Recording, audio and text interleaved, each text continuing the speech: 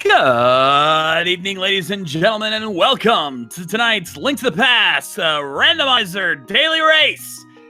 I hope you guys are ready for a fun one, because we've got Inverted Enemizer Full Boss Shuffle going on here tonight. We'll explain that here in just a minute.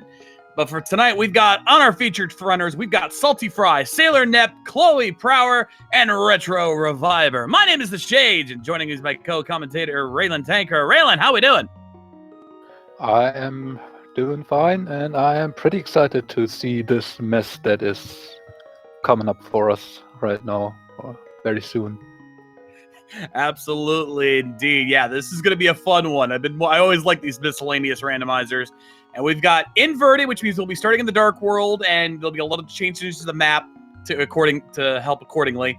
And Full Boss Enemizer, which means that not only are all the bosses randomized as well as some of the enemies, but we will also have the, instead of just having 2 Armos Knights, 2 Land Mollis, and 2 Moldorms, there could be 2 of any bosses out there on the map. So that's going to be interesting to see which bosses are going to get randomized here tonight. Yeah, for sure. It also makes your approach to doing some dungeon, or can make your approach to doing some dungeons a little bit different, because sometimes you need a different item from what you would normally expect for a dungeon to complete it. Indeed, and we are getting the signal right now. So, ladies and gentlemen of Hyrule, I have one question for you at this time. Are you ready for some rando?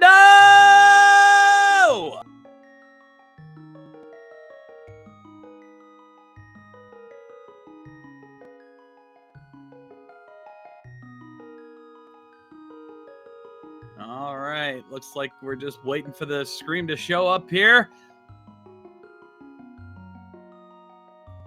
Let's see what kind of madness our runners are going to have to face tonight. This is going to be interesting, ladies and gentlemen.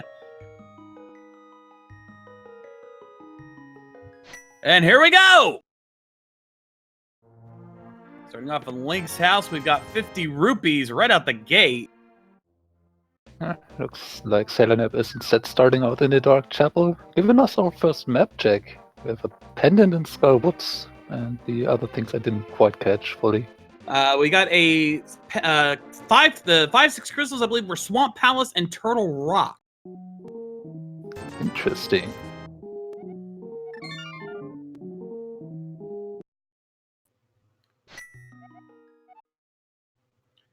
All right, we got an early check of Old Stumpy, and we got our fighter sword right at the bat on Chloe Power's end. Yeah, it is a very nice find. An early weapon is always a welcome sight, even more so in Inverted, especially in Enemizer. Indeed. I get an early Hyper Gripe Cave check here from Salty Fry. Got a big 20 to start things off. Ooh, Sailor Nep. Doing an early... Ooh, Lamp! And Mirror! Yeah. You might see Sailor Nep dying a few times here right now. It's a classic Inverted strategy to actually farm bombs early on, as well as a little bit of magic. So, yeah. There's in the drop room here in Skywoods 2 bombs and small magic refills. So if you die a few times here and reset them, you can get 2 bombs without money. Very clever strategy. Chloe Power takes some stops over the Arrow game, get some early rupees so they could head over to the Digging game and hopefully get an item out of that. 30 digs for a potential item here. Let's see if they get lucky. Meanwhile, Sailor Nep found the big key in Skull Woods already. Going to check the big chest, finds a small key in there. Oh, Digging game not being friendly tonight for a piece of heart, no less. Probably not what Chloe wanted to see, but this early on, still you take it. More hearts are usually good. Early on, some health will be nice. And we have also Pendant and Palace of Darkness in addition to all of that. But yep, you caught those 5-6 crystals, correct.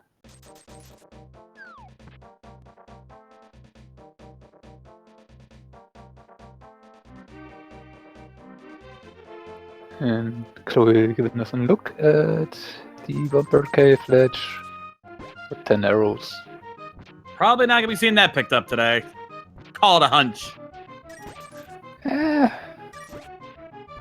I would be hard pressed to find a situation where you would want to grab those 10 arrows ever.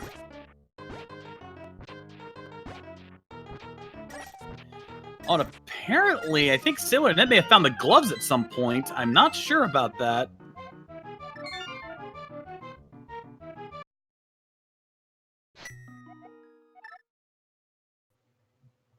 Need to verify that at some point, but since they don't have many items, we probably won't be seeing the inventory screen for a while. Well, if, then it would have been somewhere in Skullwoods, and Chloe Prower is in a good position to show us that pretty soon.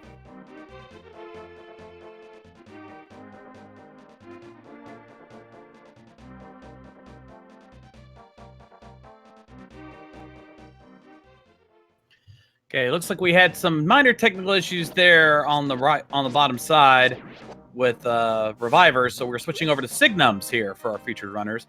Well, we'll verify pretty soon. Self-Defry now heading into Skullwood, so we'll see pretty soon if those gloves were indeed in there, as is Chloe Pratt.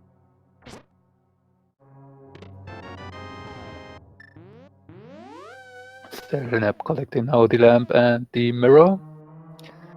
And I have to say, an early mirror find in Inverted always means fun, because as soon as you get Lightward access, that allows for very, very fun possibilities for stuff to be hidden somewhere. Including the move bar. Signum's finding, heading over to the chess game. He's over in Village of Outcast. Didn't find much there, unfortunately. Got some extra bombs, so maybe explore some other area. There's the gloves on Salty Fry's end. Chloe about to pick them up as well. So yeah, indeed, chat was right. Gloves in Skull Woods. That means Sailor Neb has them as well. And I have to rack my brain because I'm not the most proficient Inverted player, but we have a glove, we have the lamp, and we have a sword. Can we go to Agar right now? Not yet. My map is not saying that it can. I can always keep up my own personal tracker for cases like this. We might be able to. I think we need 2 swords. And in Inverted, the tower is not protected by that barrier, so... Oh, okay. Well, maybe we can. We'll see soon enough. Oh boy.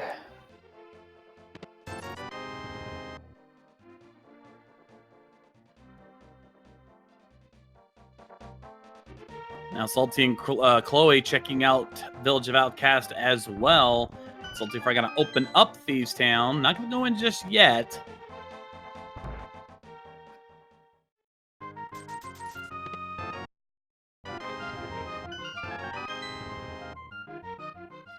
We missed the brewery earlier here, so let's see. Just a piece of heart.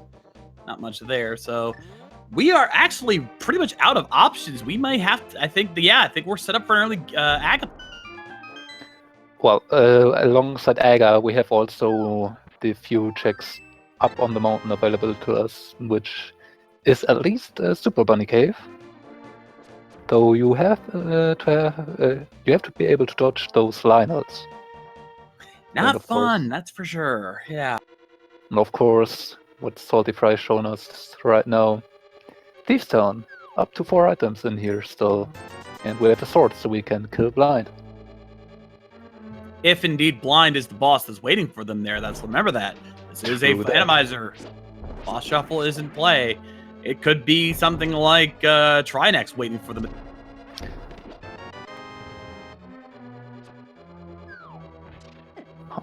I am not 100% sure where Trinex cannot be. There are a few arenas.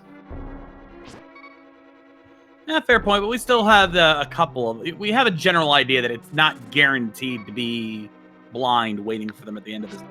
It's actually pretty unlikely. Yeah. At this point, I think all of our runners are going to be checking out Thieves Town. Yeah, even if the boss is not killable just yet, that's at least 2 items you will have access to. in some form. We've already cleared 2 items in the front of Thieves Town here, so there's only 2 items in the back. Still haven't found the small key yet, so there is a slim possibility that we may not even have to worry about the big chest, which will be a huge relief for our runners if that's the case.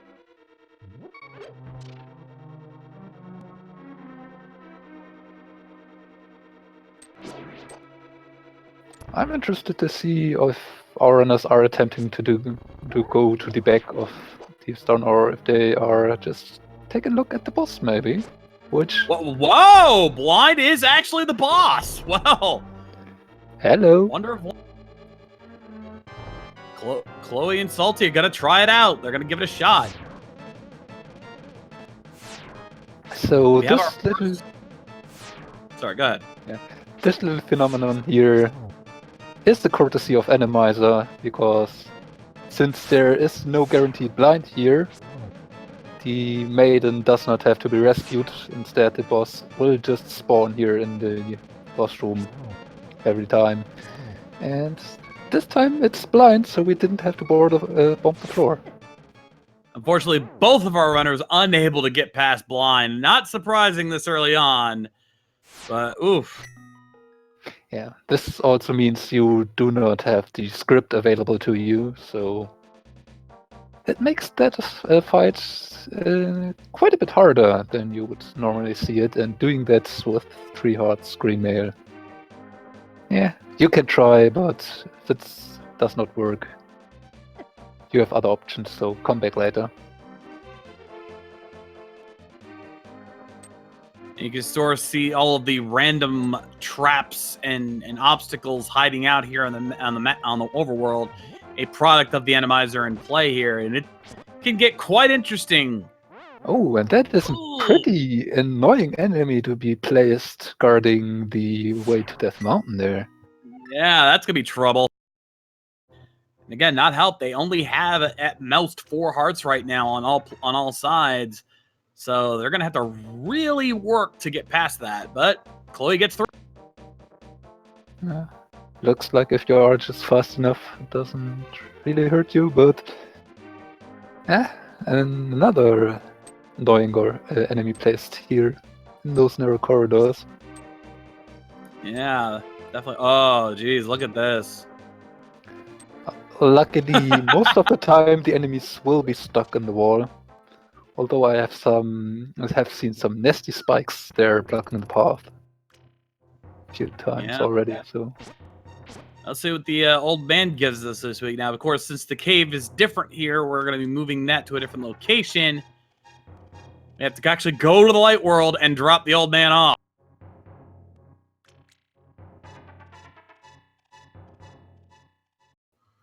Another aspect of Inverted is that instead of the mirror taking you to the light world here, the portals are in the dark world, and you actually have to warp to the light world using the portals that are now placed in the respective location.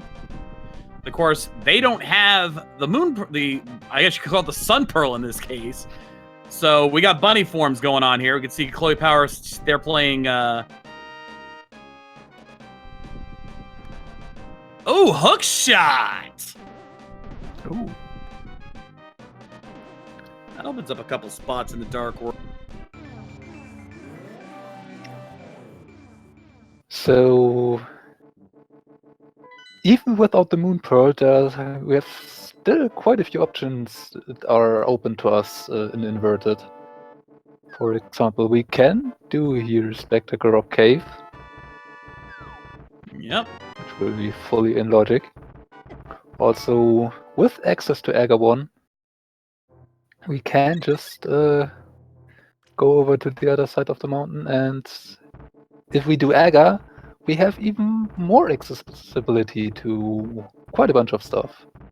And all without the Moon Pearl, fully in logic. Yep. Of course, we've got all the different custom sprites going on here. Salty Fry using, I guess you could call it wireframe link. Considering you can actually see the outline. We've got Sailor Moon over on Sailor Nep's side. No surprise there, given the name. Chloe Prower using the evolutions. Right now, we're going Jolteon, it looks like, right now.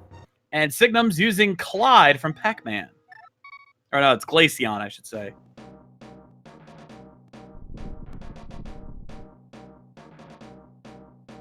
So Right, Super Bunny Cave here. Or Vaporeon. I've got my Eevees mixed up here. Vaporeon, thank you, chat. Ooh, we've got a Thunder Coin.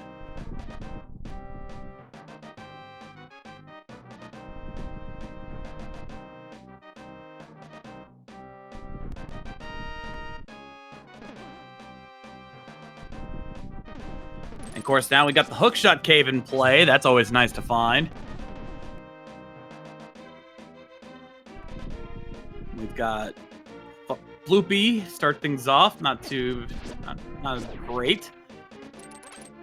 Ooh, is that a Fire Rod? Big 20. Oh, is that Ice Rod? And there's our Master Sword. So hopefully I'm back now. Seems like my internet decided to take a break. Stick Nubs get caught. Spike Roller waiting for him at the door takes him right out.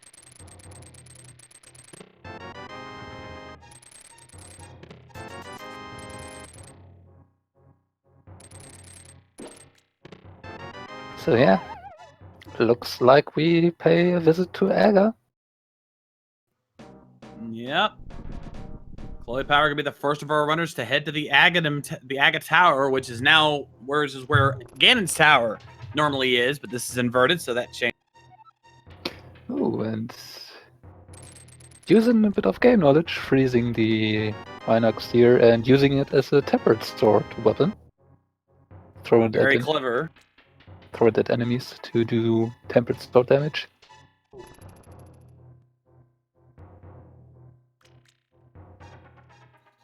We also saw a Bloomerang in the Spectacle Rock Cave.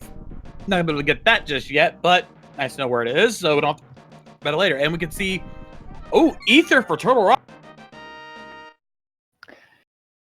Yeah, now seeing the Ether Medallion required to open up Turtle Rock might not even be relevant, as we managed to find the mirror, and that allows us to possibly just, as soon as we find the Moon Pearl, get to the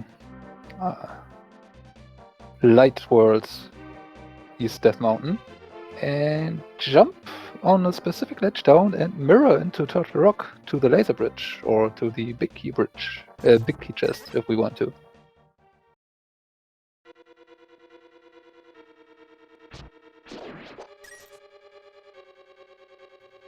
Alright, Salty Fry heading back into Thieves Town, gonna check that area out. Fortunately, we are running out of item locations here, and we still don't have our Moon Pearl. Yeah. We will see what the trip to the Light World will do for us, as having the mirror and Light World access does allow us to get into the Maya area. Alright, Salty Fry gonna give Blind another shot. They've got the feeling Blind's hiding something here. Yeah. With the Master Sword, this fight is actually quite a bit better, as we can see using sword beams really helps. Yeah, you just gotta hold on to you just gotta avoid getting hit. And even if he does, there is actually an extra pixel of length on the Master Sword, and as you can see, it does the job. Down goes Blind, drops 10 arrows, and our first crystal of the race going to Salty Fry, and at the same time, Chloe Power heading to Aga. So, looks like Aga 1 is still required. Most likely. Though, time to play the guessing game, folks. How many blue balls are we going to have here on Chloe's side? Of course, first shot's always guaranteed to be a returnable shot. And, 2 shots so far. No blue balls yet. There's one. Bear in mind, max is 15. There's 2. So 2 right out the gate to start things up for our first lightning strike. And the first shot after a lightning strike is also a guaranteed returnable shot. Yeah, so we cannot get the between 14 or 15 or even the 12. Yep, we're up to 3 already. There's 4. And 5. Well, one of our chat members guessed 4, and they're out.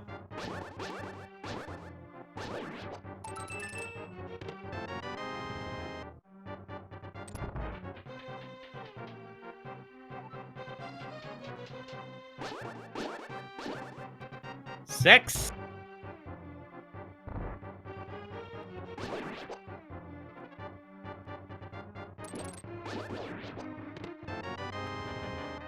Seven.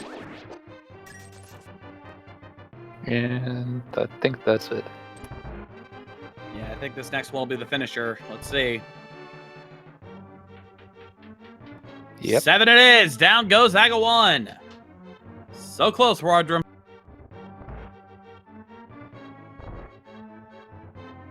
And we are now in the light world. Time to explore.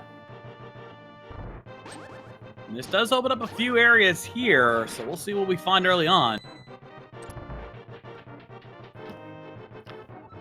Looks like Chloe wants to head to another direction than the first intended way.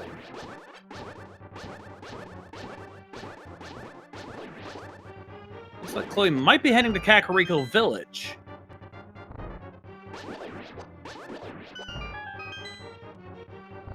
Certainly looks like it. Well, you got Blind Tut right out the gate. Then again, you really check so much there. Well, we still do not have the moon pearl, so we are a bit limited in what we can Tempered do. Sword. That's what they were looking. That's what they were checking. Bottle vendors. So we're already up to Tempered Sword and only 20 minutes in. So I think this will be a Smith delivery if possible. No, I think without the moon pearl we cannot get there, right? No, actually Smiths are in play. They're checking the race game real quick, just to see what's over there. Makes sense. And I could not see what that was. I wanted to say it was arrows, but no guarantees there.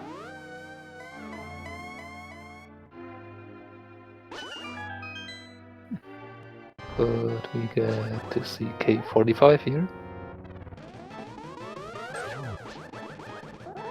And just a piece of heart there. Probably equipping the mirror, possibly trying to do it with a Super Bunny attempt here. No need to, since we do not need that heart piece.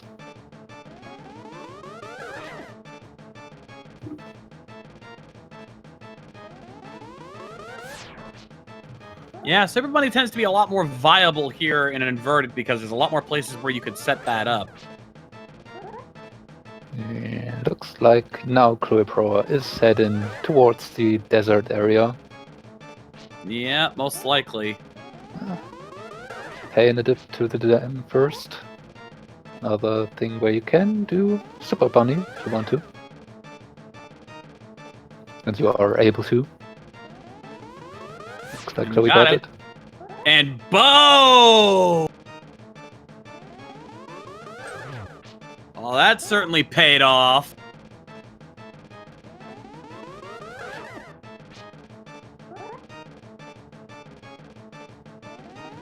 And draining the dam again. Well, piece of heart.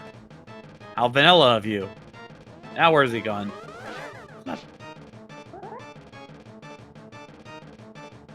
Was Chloe never to Hype Cave? You already did Hype Cave. What's over there now? And Chloe did not want to go back over to the Maya area just yet? Oh, heading over to Pyramid instead. Gonna see what's on the Pyramid ledge. That is in logic, so if there's something over here, this could be helpful. And maybe trying to follow that just found bow. Although that shouldn't be in logic without the moon pearl, so... No.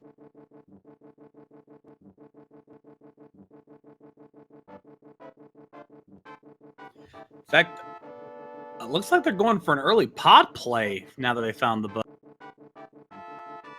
Yeah, I mean, if pot is not bowlock, then it is, or this is just completely in logic, and with the bow, you can get at least everything except Helmasaur. Or the boss, which is in the room of Helmasaur. But since that one is a pendant, we probably won't go there ever. And this is luckily just basically going to be an item hunt. Luckily, we had that temperature because those birds are annoying when you want to deliver Kiki without getting damaged. Indeed, and Sailor Nep over in Escape. Do they have Moonpro? Because they're not in bunny form. I do not think so, but there's always this thing. What you can do is just die once in there, and you will be revived in non-bunny form. Oh, probably did a clever trick there. This basically works. Meyer Shed not paying off there, unfortunately. This basically works for every dungeon, so yeah.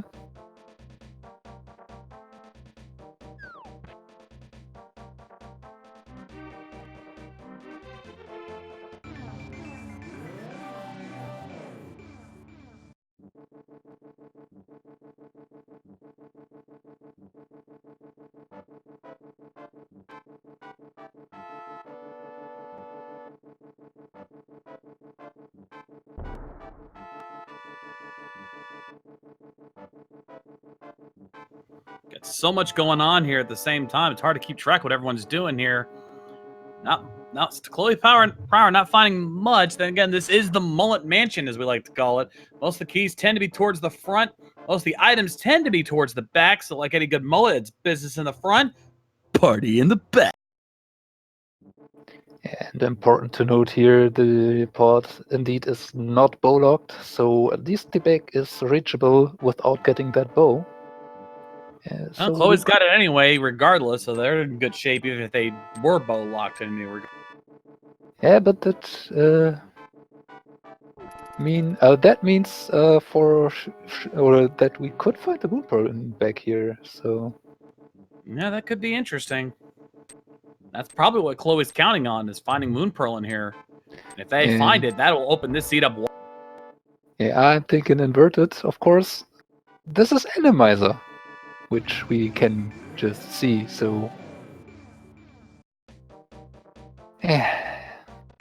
those enemies that would require the bow to kill, they are not there. Yeah, we're not finding much, though. Just a whole bunch of keys, as you would expect. We're going to get a quick peek at the desert ledge and just find some bombs up there, so those aren't getting touched.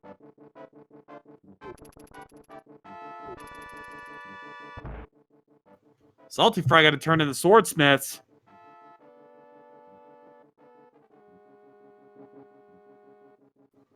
What are they working on today? Ah, they're bombsmiths, I see.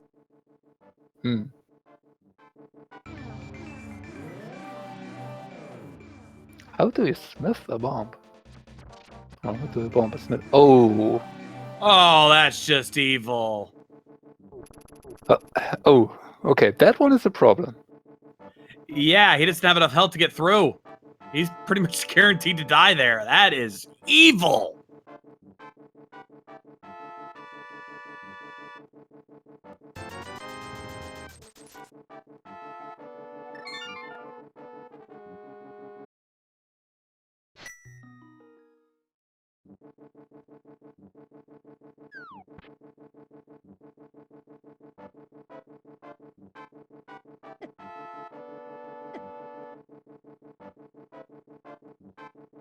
Yeah. Good thinking from the chat here. Those spikes are nasty, but we have probably a way to get around those. Perhaps. Also, we can confirm Bombos is required for Misery Mire, and we found Green Pendant at Eastern. Again, how vanilla of you. And Chloe, second time not getting through. I'm gonna get an early well check here. Ooh. Bombs, heart. Ooh, blue cane, not bad. And wait, what? What?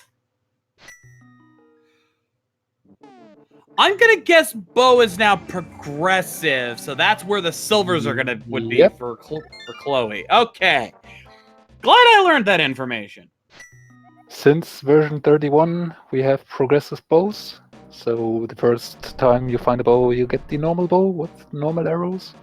Second time you find a bow, you will get silvers. But while Sailnap was diving into the well, Salty Fry actually did manage to find the Titan Smiths in the purple chest. Ooh, that's a big fun there for Salty Fry. And looks like Salty is instantly heading back over back up the mountain, because now, even without the Moon Pearl, we have Turtle Rock access. That is correct.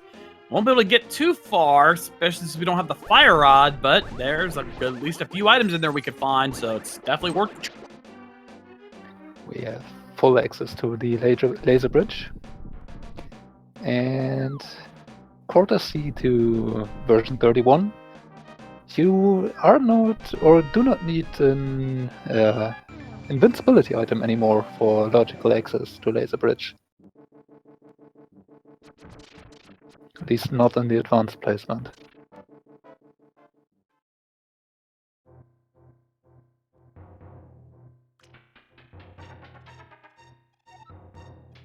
And it looks like Signum's also heading to Pod.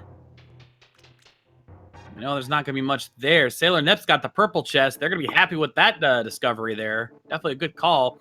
And we got Floating Island. Shovel on Floating Island. Ooh. Anyone up for a fetch quest? Oh, not until we found that Moon Pearl. That Moon Pearl, very elusive in this seed.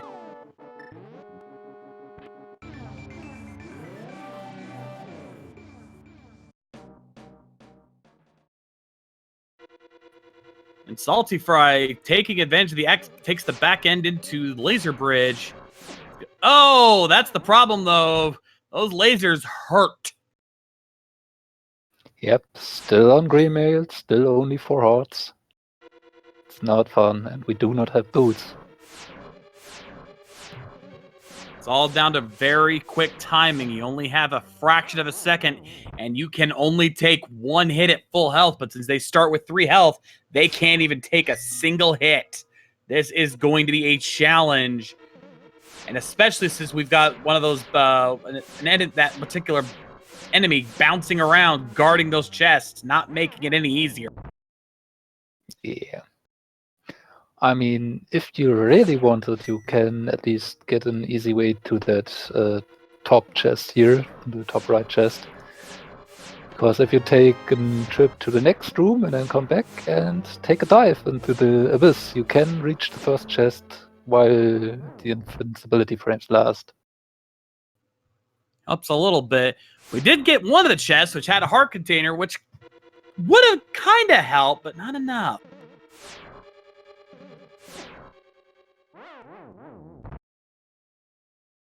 Would have helped if we would have a way to fill those additional heart there. Chloe Power going to use Super Bunny Trick again, and got the big key. Not really helpful here, but not bad. Well, it's another chest that we can get to. Just takes another trip around the mountain. Take another drop off.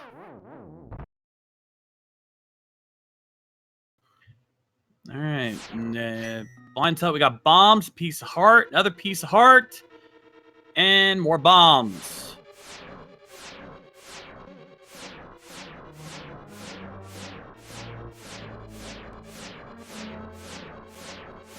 Ugh, these lasers not giving Salty Fry any leeway here.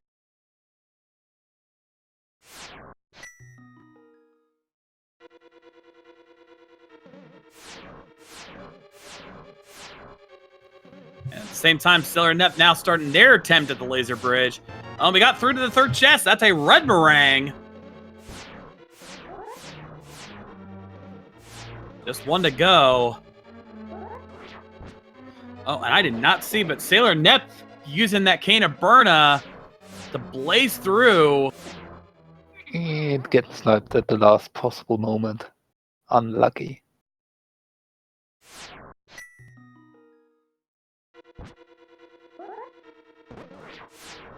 But at least that's the one chest left that is quite easy to get to. If you really want. Which they pulled, well, they pulled it off the normal way. But that, did anyone see what the first chest was? Because I missed that. I didn't catch it either. Oh, there it is. Small key. So Sailor probably taken a trip around the mountain and now checking the big chest here in Turtle Rock. Salty Fry closely after.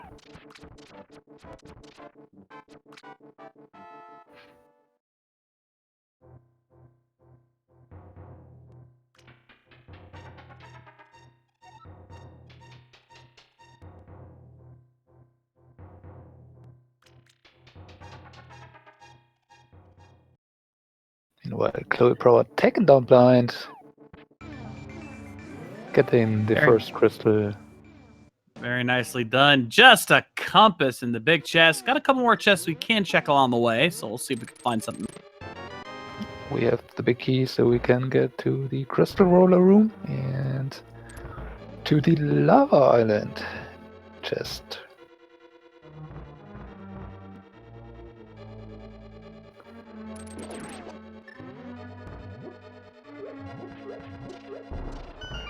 And another small key. Not what they were hoping for there. Let's see if the lava island keys got what we're looking for. And we can even reach the change shop room. And since this is being Enemizer, we can at least hope that those change shops are not waiting for us there today. So yeah, because if they're there and they take a bite out of you, that's a lot of health loss, and you do not want to die that far in.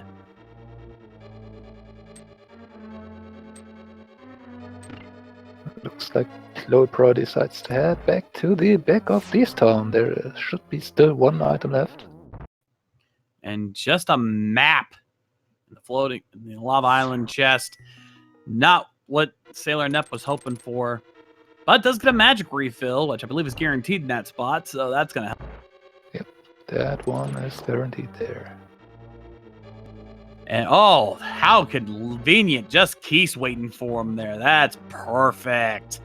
We can deal with Keith. But just a key. Very thematic, that room.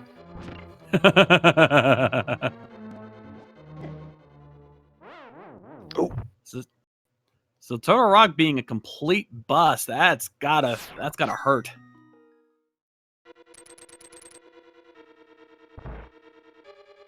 Hey. So as of right now, we've got two things left. There's a couple items like I think we still have left in the back of Town. One item there. The only other accessible item location, catfish. Well, there is the back of Palace of Darkness, which Packapod still in play. Yeah, which is reachable, and Sailor Nep having that cane of Burner in the found has a better chance of getting there than Salty Fry had. You can see just how difficult the combination of Inverted and Enemizer is. A lot of deaths in this race. This is not something we see from a lot of these runners. These are some pretty high level runners, and yet the death count is rising fast. Yeah, the combination of enemies and this low health is really putting these runners to the test. Indeed. It looks like Sailor Nep is going to be our first runner to go to Catfish. Let's see if the Cat's got anything for us. This could be a make it or break it moment for the race right here. If Sailor Nep finds that Moon Pearl, it's going to be a big play. Let's see. Catfish, what do you got for us today? And it's just a bloopy. That was a bust. So, looks like Pod. Pod or Thieves Town. That's all we've got left, literally. Maybe Skull Woods for lucky, but that's only if there isn't. I think they've already checked Thieves Town, Skull Woods enough that all else left is the back end, which they can't get to. So yeah, I think it's down to Pod or Thieves Town.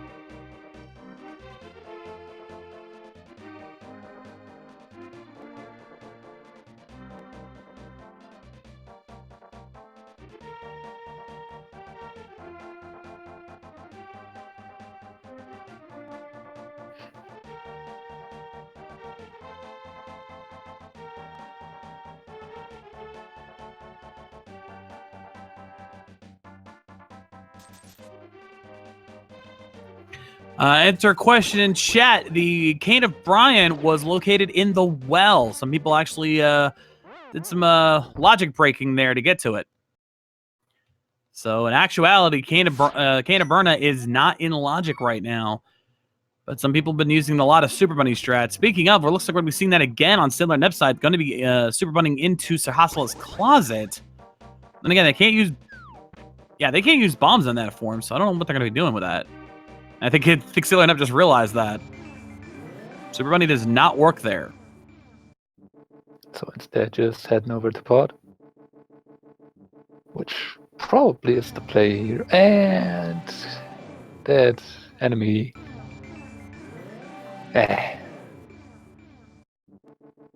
Getting Kiki safe to the entrance pod in Enemizer can at times be a struggle. To say the least, indeed. Everyone's favorite little extortionist, and this seed, it's just that much trickier, because it can be easier or trickier depending on what enemies are waiting for you there. Thankfully, that wasn't too bad, but eh.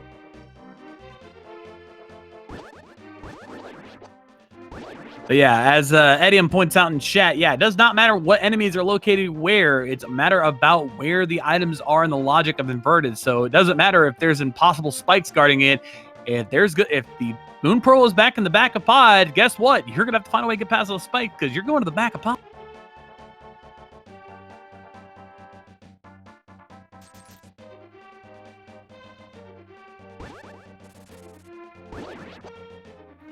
Though Sailor Nep may have the advantage here because them and Chloe both have the Cane of Burna. That might be what's needed to get past that. Yep. And Sailor Nep has a full magic bar to put that cane to use with. Chloe Prower a little bit low on magic, so has to be quick. And should probably use it on only the second spike. That's what I was thinking too, yeah. Take the hit of the first spike, and then use the cane to get past the second one, and they should be good to go. And I think that might be their plan. They're setting up their Cane of Burna.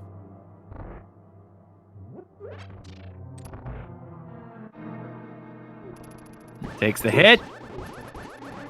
Activates the cane just as we predicted.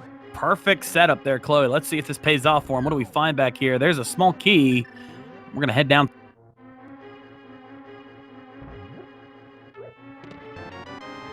Got 2 chests down here. What do we find first off? There's the big key. That's going to help open up the big chest later on. And there's Bombos. Well, that opens up Mrs. Myers. Oh, boy.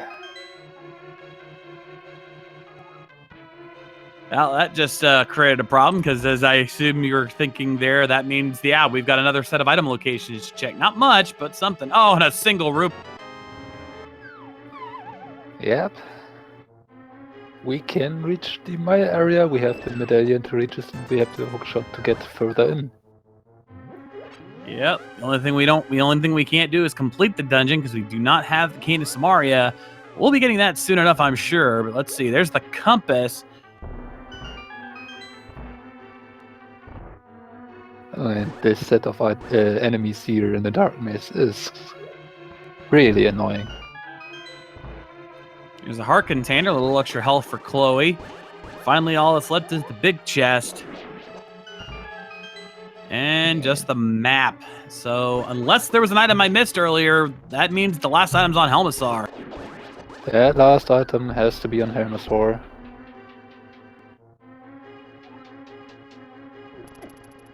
So, towards Maya we probably have to go. That'd be my guess. Question is who's going to go there first? And looks like Chloe. Oh, wait. There's another dungeon we can check. Not much of it, but there is another option. Ice Palace. Oh, right, with the Bombers medallion just now. That actually opened up a few chests. You are. Yeah, and it is possible to get to Ice Palace without having to flip her, so yeah.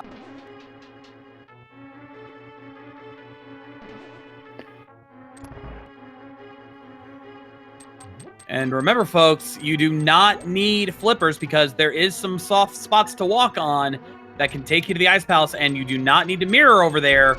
The entrance is open and inverted, so yes, Ice Palace is in logic.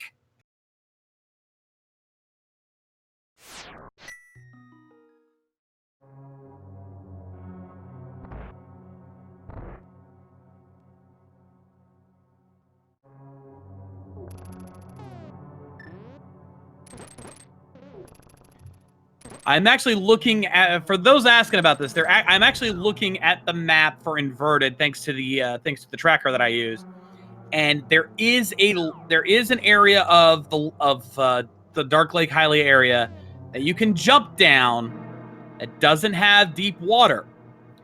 You can basically go to Lake Hylia in the Light World, mirror over, jump off the platform into that shallow water, and walk all the way to the Ice Palace without ever having to go swimming. So yes, it is possible. It's not easy, but it is possible.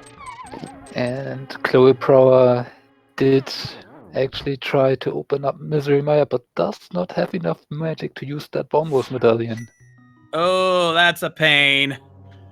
Gonna have to find a way to refill their magic later on. And is now trying to kill enemies to get a lucky magic drop somewhere, but does not have luck right now. Especially with his whiz robes and, well, the gels might have something, but no luck. It might be Sailor Net be the first one in because they've got a 3 force magic bar, so they'll have more than enough to.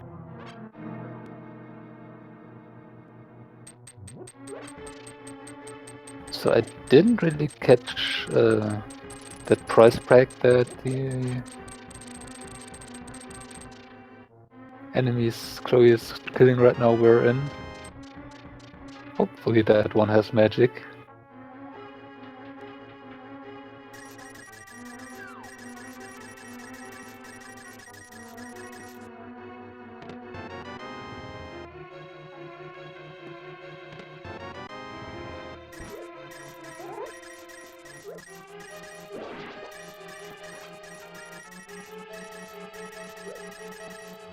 All right, well, Eddie is confirming, saying that Ice Palace is not in a logic, even though my map says otherwise, but I guess, I don't know. Maybe it's just, maybe you can sequence break there, and that's why it's allowing it to show on my map, but I don't know. Nonetheless, regardless, Sailor Nep is our first runner to get into Misery Mire. We will see if this is the right play.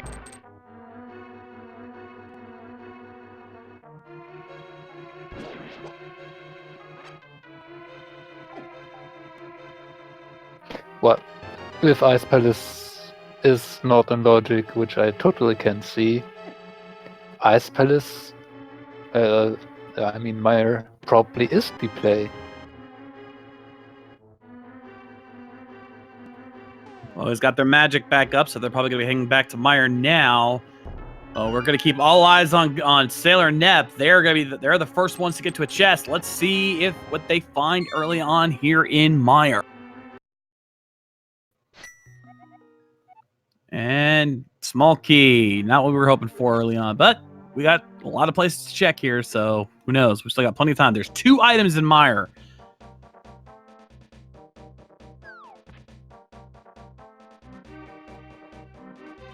So, another check where Selenap is probably pretty happy to have found the blue cane here.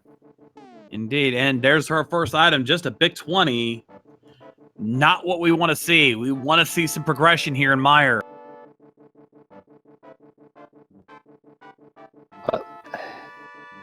Down to 1 item here in Mire.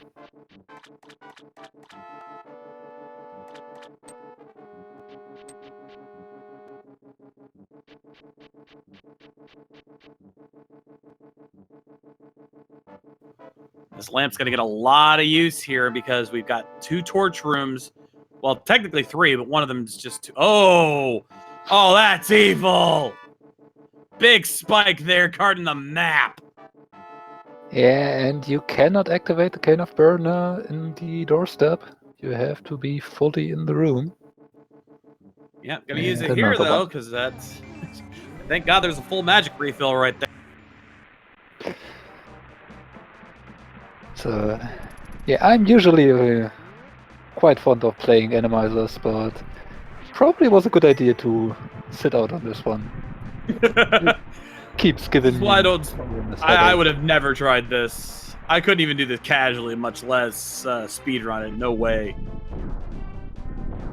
Gotta hurry and get those torches lit to get the room. And there's the worst cutscene of the game. Not the longest. They're all about the same. Like, I call this the worst because you literally don't even get to see anything. You just have to stand there while the room shakes. Yeah, I mean, at least in part the wall is moving, so you can look at that. Exactly. There's at least something to see. All right. Vanilla big key chest. Compass. So the Firelord set of Maya completely unnecessary.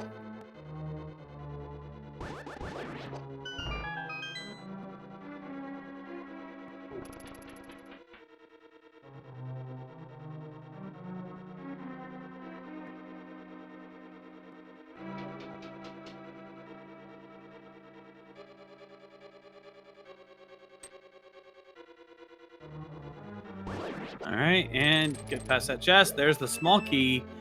Have we even found... I don't think we've even found the big key yet. Nope, that one seems to be on the right side here. They literally requires you to go to the top end to get the big key, then go back around to get to the big chest. That is just wrong. This seed be trolling tonight, folks.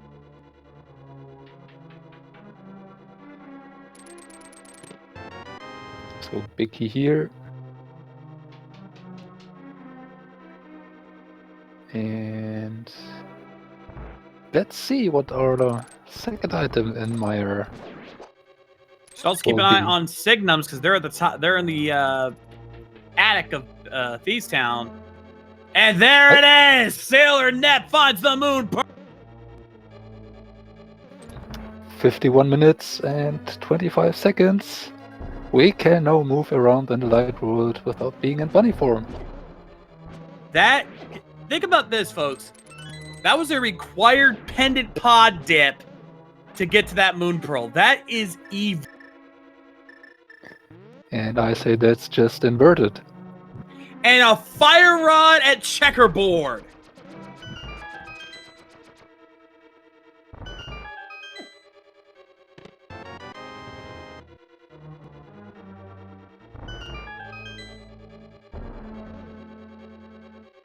And I believe there was our last item here in Thieves Town in the attic.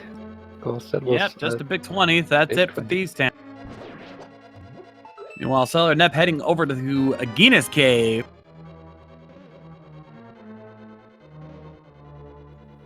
And someone call Phantom Ryu, because that's gotta be Kane! That's gotta be Kane!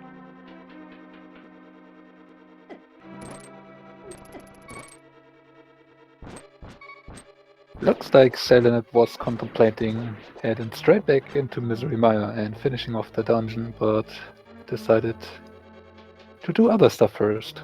Because Got a lot of he places was- to check. Probably want some more health, most Yeah. likely, after all the pain they've been going through.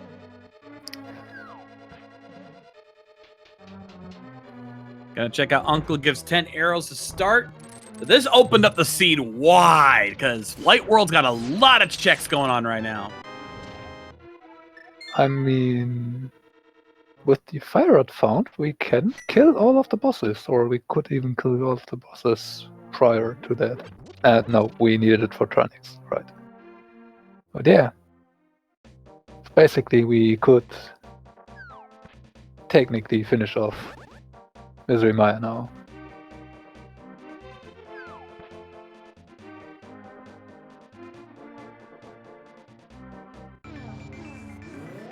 Yeah, I think really, all honesty, we're just simply flippers and a hammer away from Gomo. Nope, we still need that book. Because in an inverted seed, if Desert Palace is a crystal, we will need that book to get in there. Fair point, fair point. So we're 3 items away from go mode at this point.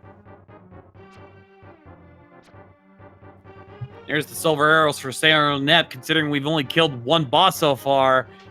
Actually, they haven't even killed that boss yet. That's going to be a nice little find for Sailor Net.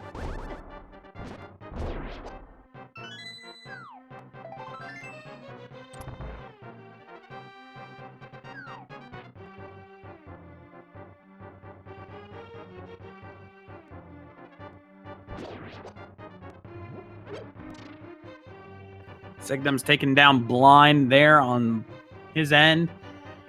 As Sailor Nep heading over to the mini Moldorm cave, while Chloe Prower and Salty Fry both running their escape runs. And from the looks of it, they both decided to leave behind the... Oh, Flippers in mini Moldorm cave along with Blue Mail and the Bacon Coin, even though that's kind of useless at this point. Yeah, no real use you can find for that. Still, Flippers cannot go wrong with that, and some extra defense to boot. Nope. Might just tackle Ice Palace while you're here.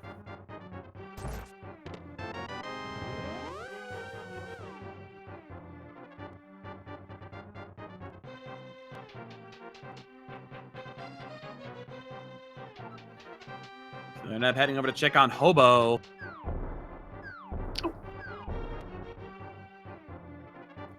Those fire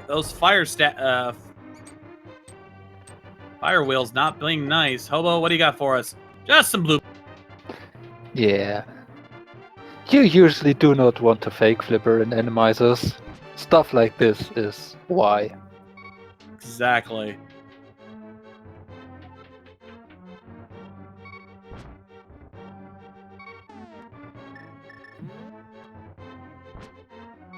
Salty Fry, a little bit careful here on only 1 heart left.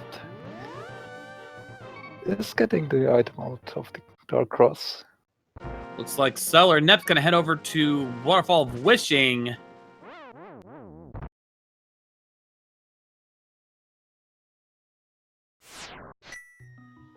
We find Mushroom and a big 20. I suspect we'll see Sailor Nep turn around and turn that mushroom right in, since they're right near the witch's hut. Seems we get a Zorlich check first, at least. Full Zora check. They've got enough rupees. Got a heart container. Yeah, we could use some extra health right now, kind of things considered. So let's see what the big fish has got for us. Is it going to be a life lesson, love lesson, or value? Most likely a quality of life item. We're not going to be probably finding much progression-wise, but we still got a few good quality items. Half Magic, Pegasus Boots. Which still might be required as progression. We did not get a look into just Red Desert yet. Shield.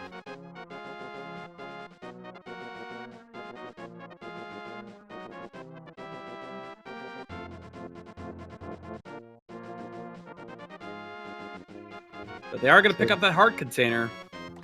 Yeah, can't blame anyone for that. 8 heart blue mails, and slowly you get into regions where you are comfortable with your health, but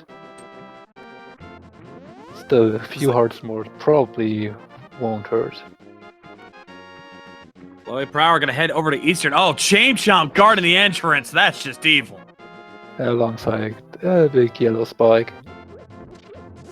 Yeah.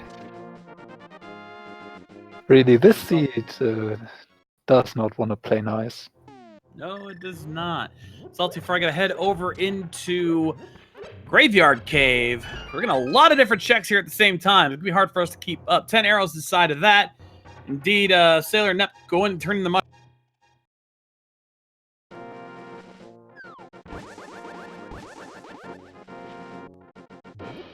Big 20 for Chloe in Eastern, so that's our first item there. As Salty Fry going to check the back of Escape. Big 20 on the mushroom check. Like I said, a lot of items, a lot of checks very quickly here. So let's say we got Heart Container.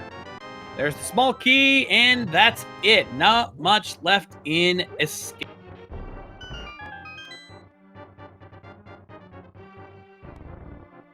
Sail Nap continuing the trip through the light world. Probably going over here to the Graveyard Edge. Salty Fry got to take the back way into the Sanctuary. I imagine Sail Nap will follow Salty Fry doing that same checks soon after. There's some bombs there for Salty Fry. Not what I was hoping for there. Second item check here for Chloe. Finds the map.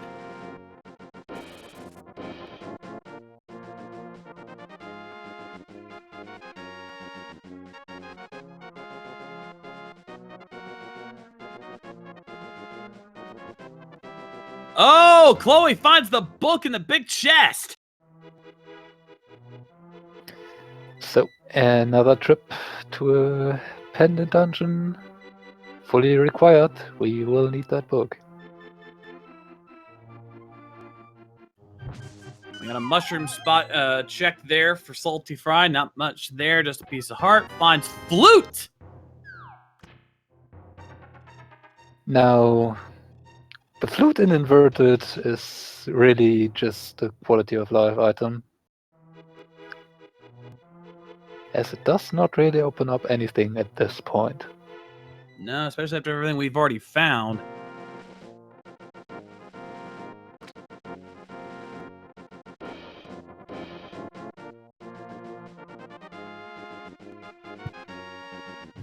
Chloe Power about to ready face off against the boss in Eastern Palace, whatever that may be. And if they can get Green Pendant this early, that'll make that Sarhassala check a lot more valuable because that's one extra item. It is Green Pendant there. So what's our boss here in Eastern? Oh, it's Trinex, and he doesn't have Fire Rod. Nope. Chloe Pro and Salty Fry both decided to instantly bail out after the Moon Pearl and not check the Checkerboard Cave and Agina, so that's gonna backfire on him. We did find Magic Cape and Blind's Hut there on Salty Fry's end. So Chloe now gonna check out Sarhassala's closet without the green pendant, which is gonna hurt. And back there we've got piece of heart, 10 arrows, and 50.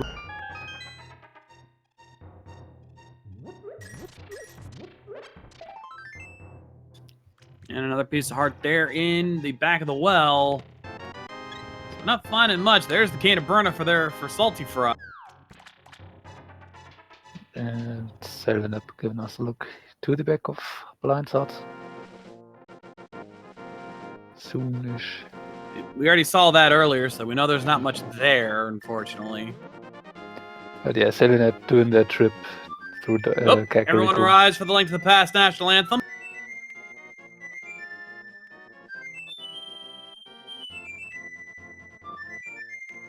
And ladies and gentlemen, the goose is loose!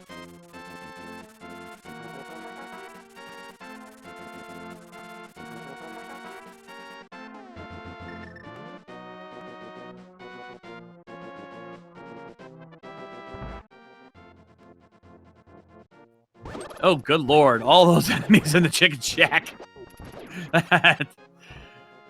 Yeah, even the cuckoos get replaced. Yeah. Normally, or this is an inverted seat, so it's not really a problem now, but if you play Enemizers in normal open seats, that chicken hut can prove to be quite difficult sometimes. Yeah, indeed. Another piece of heart, but that gives him another heart container there for Salty Fry in the back of the tavern.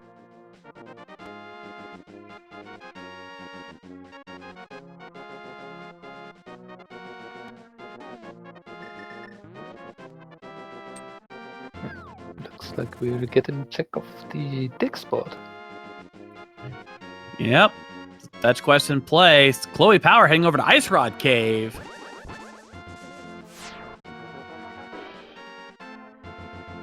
So we're gonna see two small checks here at the same time. Big 20 and B-Torp. That is the first bottle that was found. That's true. So we have no way to check a secret, if we so desire.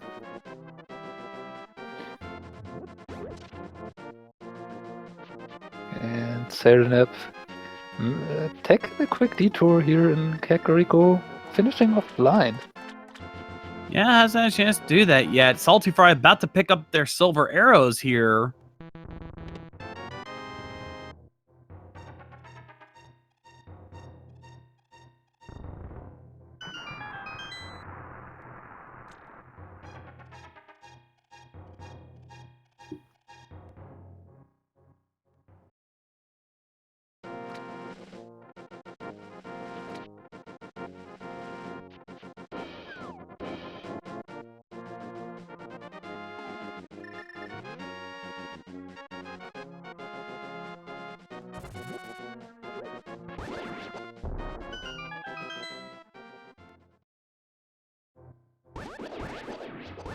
Signam's still on the hunt for that ever-elusive Moon Pearl. Did make the way over to Meyer, finally. They'll be getting their Moon Pearl here soon enough. At this point, we are just a hammer away from go mode. That is how close we are, folks. Think about that for a minute. We're only an hour in, and we're a hammer away from go mode. That is crazy. With the little asterisk, provided that we do not know if the boots are required in any capacity. That is true. So we're a hammer away from Schrodinger's go mode. Let's keep it that way.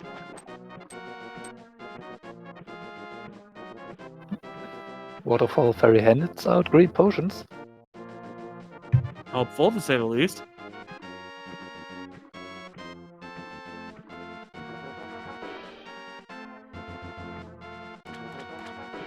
We still got a lot of checks we can make. We still haven't seen a lot of East Death Mountain. We still got Paradox Cave and Spiral Cave to check. And we still have got a couple items left in Skull. We've still got an item left in Skull Woods. We got 2 items left in Eastern we haven't found. And of course, we've got places like Desert, Swamp. Well, actually, we can only check 1 item in Swamp without the hammer. And we also have some access to Ice Palace. So we still have a places to check. With the Cane of Samaria found, there's also now the rest of Turtle Rock open. That is also true.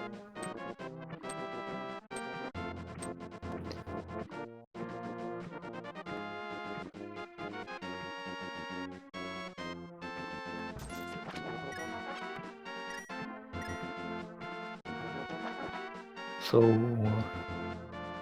yeah, I mean, that hammer can be almost everywhere at this point. Definitely not the last item you want to have for Gobo, that's for sure. Not in this kind of scene.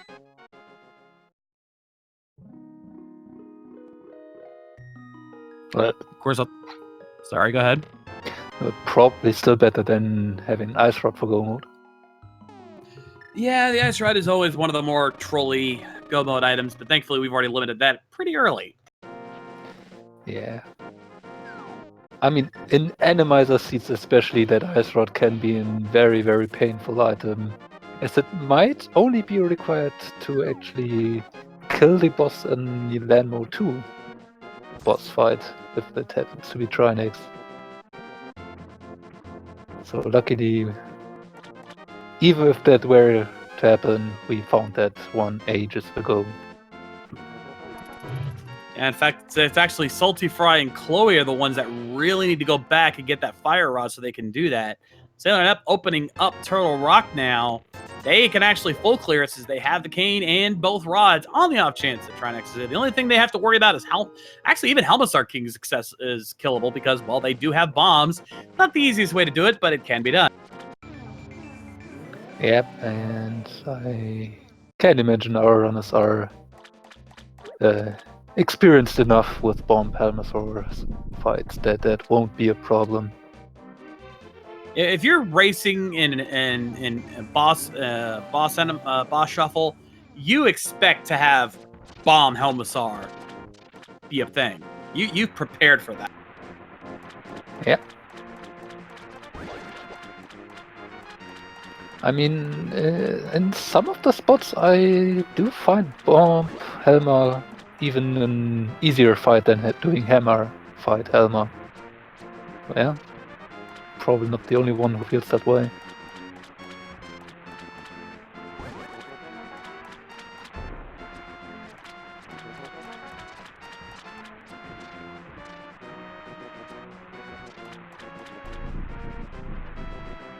Now this room in Turtle Rock and Enemizer seats is also really comfortable. Oh! Turtle Rock was the plan! We have now entered, well, yeah. Sailor Nep is basically in Schrodinger's Go mode. Actually, no, they are not because they still don't have the book. Yep. They are very close. So we are possibly in no mode. Yeah. What a lucky play by Sailor Nep, that is for sure.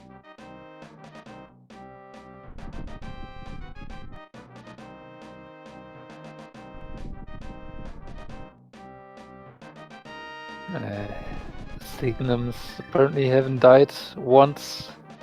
Forgot to hit the switch the second time to get to the item in the file outside of Missouri Maya. Something Getting a lumberjack check here. Oh, red mail lumberjack. Well, looks like we're gonna be stuck with blue mail for the rest of the season. Yep. Ain't nobody going back for that. Can't imagine any situation where we would go back for that.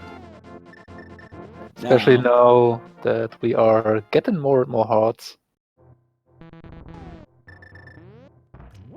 Wait a minute. Keep your eye on Chloe Prower here for a minute. They're in the Lost Woods and they have the book. Nope, they're not going for it. I think they pretty much figured out that there's no need to check the pedestal at this point. I think we could call Petsy dead. What? We have that one possibility. It's a very, very slim chance that boots are required and boots are on pedestal. But the odds of that being the case are so slim, it's not likely to happen. What? But as long as they are not zero, it can happen. So it's basically 50-50, right? Either it happens or it happens not. This is true. This is very, very true. Don't count it out. And since Sailor Nep cleared out most of Turtle Rock earlier, they're going to just go ahead and head the back way in, skipping a lot of the dungeon, and going straight to the boss, whatever that may be. I mean, we have seen one Trinex, but there can be a second one. And we had also already in Vanilla Boss, so who knows? Oh, we're about to find out. Let's see. What's the boss of Turtle Rock today? That is Looks like Land Mollusk. Gonna pull out those silver arrows. 1, 2. Very nice zero cycle there from Sailor Nep. And they get a piece of heart for their troubles.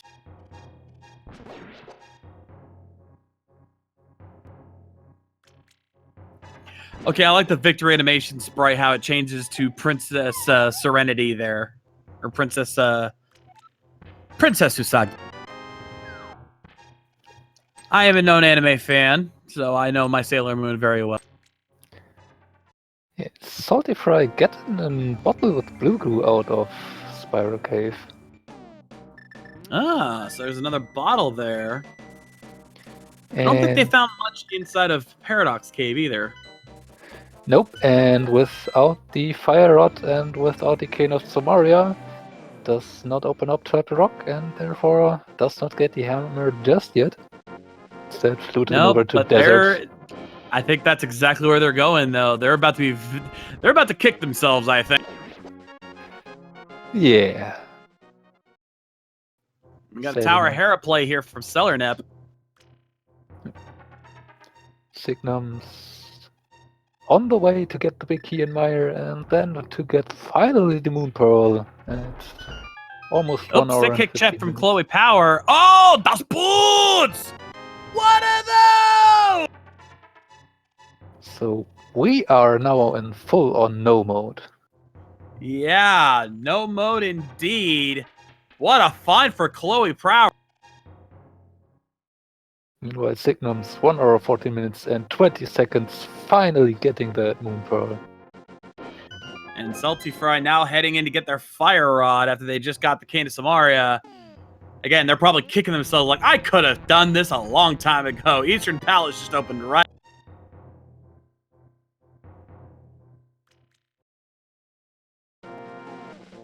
Now, thing is, Eastern Palace is a green pendant that we will not need anymore.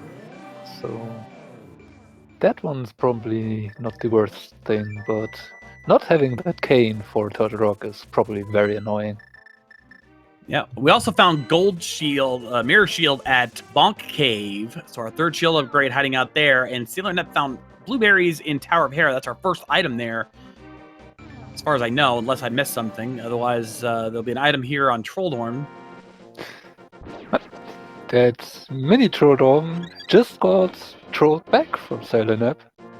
And it's Vitreous waiting for us here at the top of the Tower of Hera. With the silver arrows, not a problem.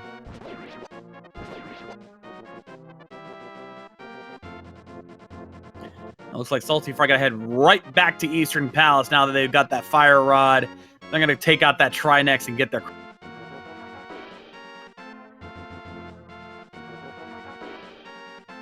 Speaking of the Fire Rod, Signum's going to be getting their Fire Rod and Cane.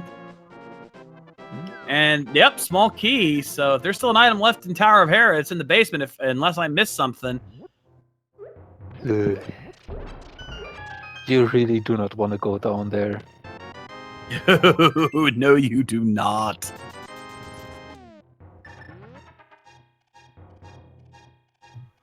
I'm gonna assume he found something in that first chest up in the lobby. So yeah, Tower Hera done.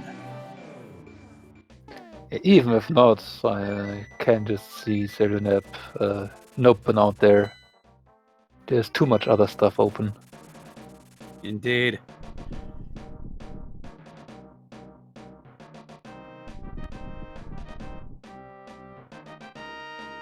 Chloe Prower now turning in, grabbing that purple chest. Going to be a very good move. We know that's where the Titans mitts are. They're going to be very, very happy to see that.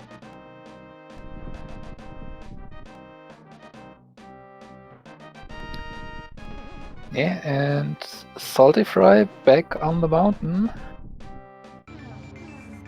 Now with the cane and with the Fire Rod, we'll get that hammer. Yeah, also, we should comment that Yaltho has unfortunately forfeited from the race. Seed was just a little too trolly for him.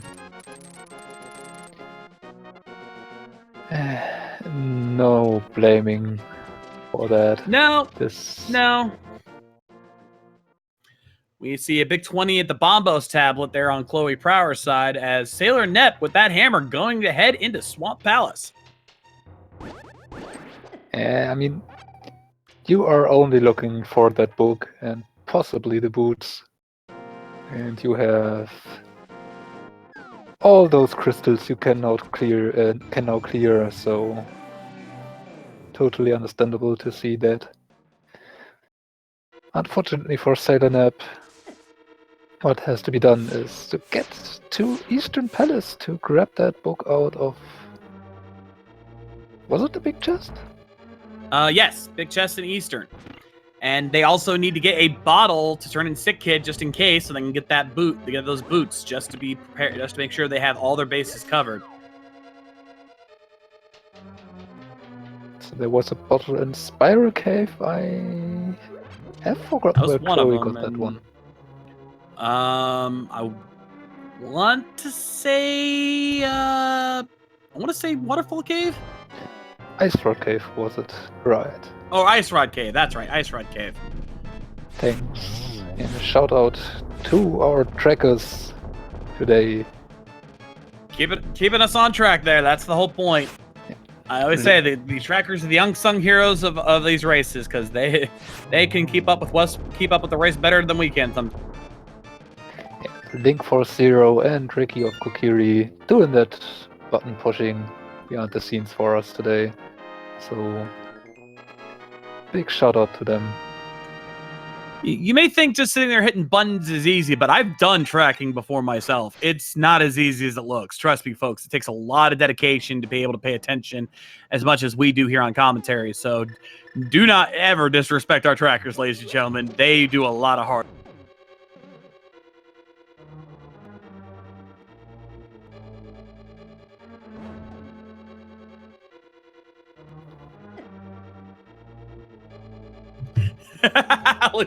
Blink Force in the chat. Paying attention? What is that?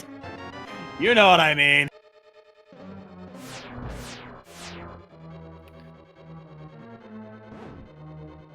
So Salty Fry about to get the hammer, but is still possibly missing those boots and also does apparently not have the book yet. No, he has not been to Eastern yet. On the other hand, Chloe Prower doing clear of Desert Palace, but still has to go back up to Turtle Rock to grab that hammer. Signum's grinding some rupees right now. Ooh, Butter Sword for Slayer Nep and Swamp Palace, like butter. Yeah. Can take it. Salty Fry having found the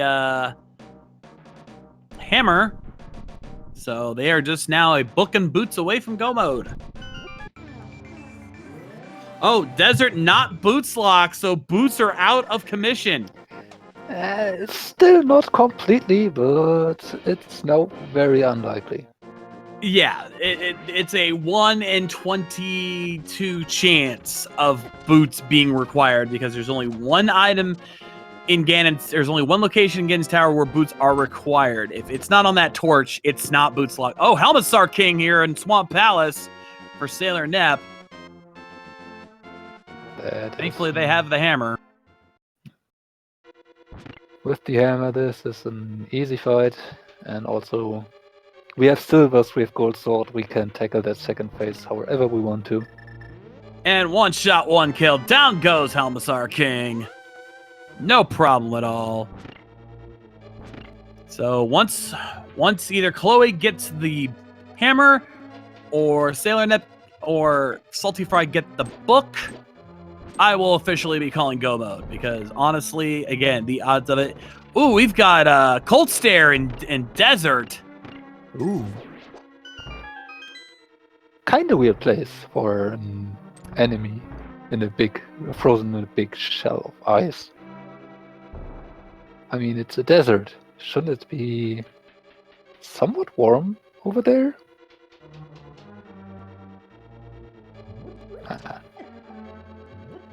Down he goes, gets a piece of heart for his troubles. But that's one more crystal on the mark. Also, we should note, Sailor Nep has taken out both Turtle Rock and Swamp Palace's crystals. They've got the 5-6 crystals. Guess what they're picking?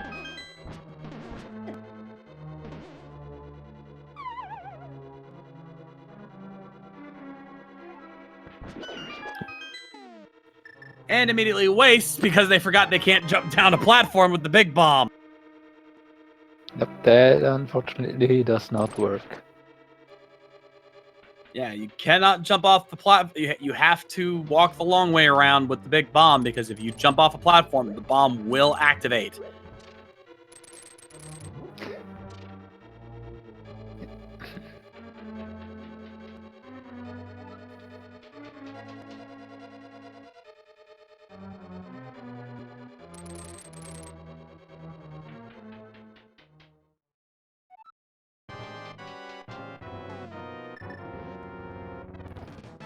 So, one important thing to note probably for Sail and App, should that ever elusive 1 in 22 chance come to pass, the Swamp Palace boss kill provided a bottle for Sail and App containing blue goo, so Sail and App can check that ticket at any point now.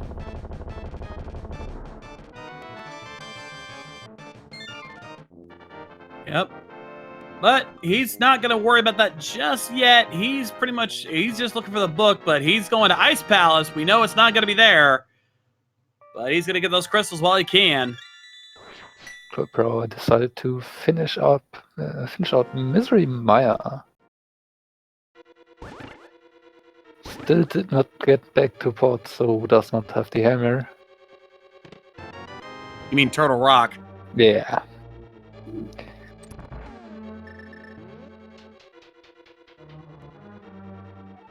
I mean, they both have 5 items.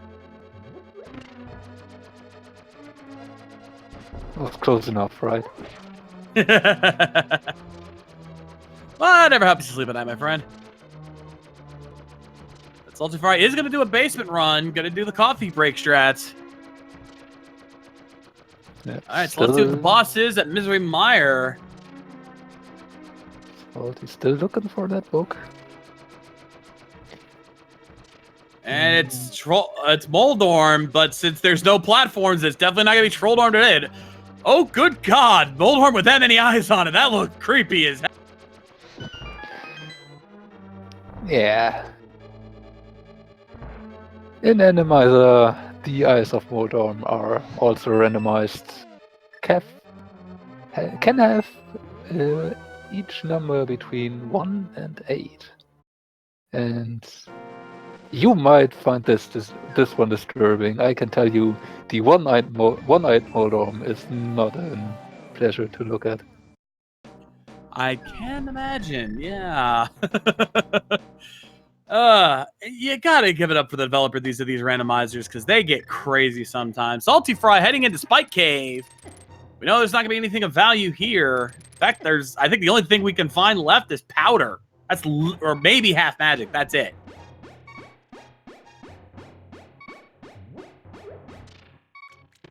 Nope. Just some arrows.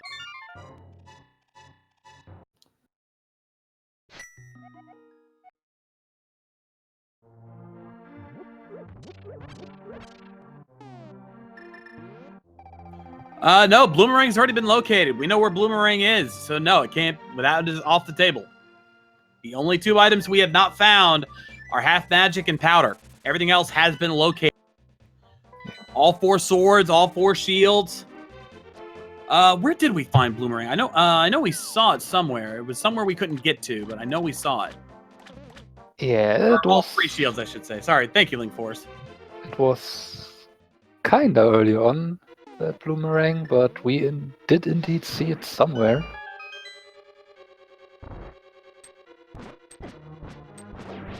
No, it wasn't library, I don't think. It might have been race game. No, race game was arrows. I don't remember where I saw it. I know we saw it. It was in Dark World. So we saw it very early on.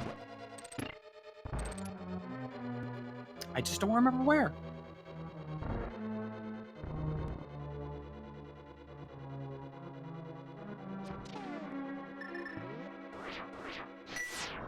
That's the problem when you got so many items to keep track of. You'll always inevitably forget 1 or 2. No, it wasn't Bumper Cave, because Bumper Cave's Red Mail. I know for a fact that's there. No, Red Mail was Lumberjack. Oh, yeah. But I remember Bumper Cave was something else. It wasn't Bloomerang.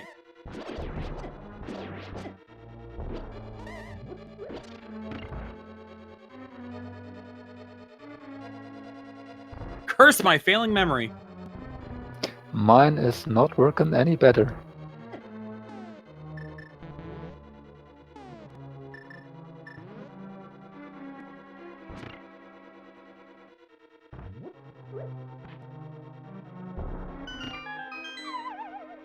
Chloe Prower now into Turtle Rock.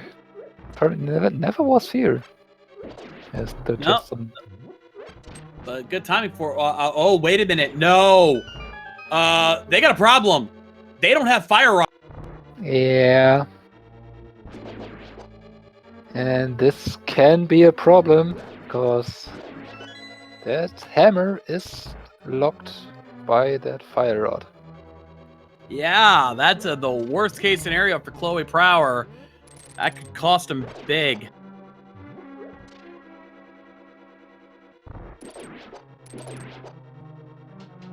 So, Sailor Nap and Salty Fry both looking just for that book.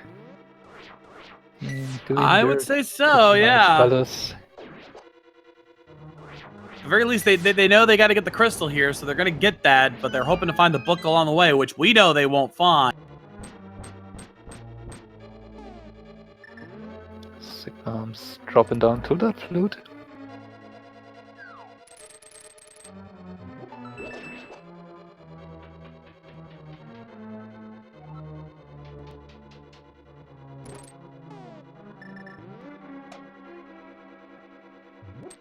Oh, and a drone down here with 2 big spikes. Enemizer not playing nice today. Thankfully, they're a lot more capable of handling it, but oof. Oof, oof. Yeah, there are some days where Enemizer seeds are somewhat kind to you and placing just the easy enemies everywhere, and then you have those abominations. Trinexus. For our first double boss is Trinex in Ice Palace. Well, one good thing is, even if we would have to find the GT Big Key locked behind that ice boss, it won't be Trinex on ice today. Yeah, that's one good thing to note. Every cloud has a silver lining, I guess, but nice takedown there from Sailor Nep. And what did they get for their troubles? Just a piece of heart. That is crystal number 5 collected for Sailor Nap.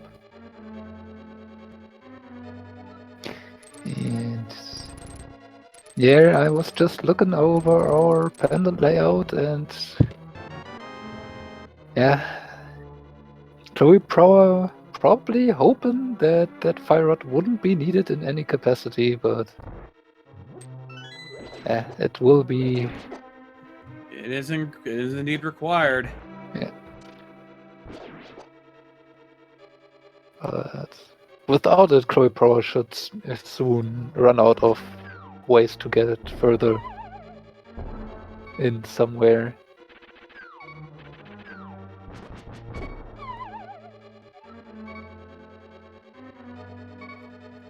I think Sailor Nep's gonna be turning in their bottles soon, so they're about to get their boots. You're gonna be happy about that.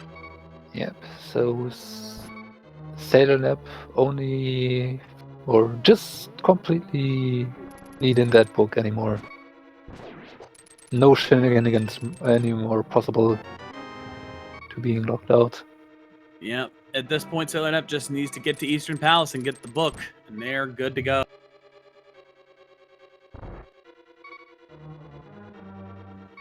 Fortunately, they do not. The problem is pendant dungeons. A lot of runners tend to stay clear of them. But if there's one thing I've learned when it comes to the Link to the Past randomizer, always gamble on pendant dungeons because there's almost always at least one item in one of them. Which seems even more true so in version 31, which had really consistent amount of pending dungeons having some sort of progression. Yeah, that's the one thing when it comes to these kind of runs is that when it comes, you got to read the logic and more importantly, read the meta. Figure out how the logic tends to favor things and play off of that. and it's something a lot of runners can struggle with if they're not paying attention. You've got to study that meta very carefully, and it can come back, because if you don't, it'll bite you in the butt, and that's what we're seeing here with Sailor Nep not considering Eastern Palace, even though that is where they need to go.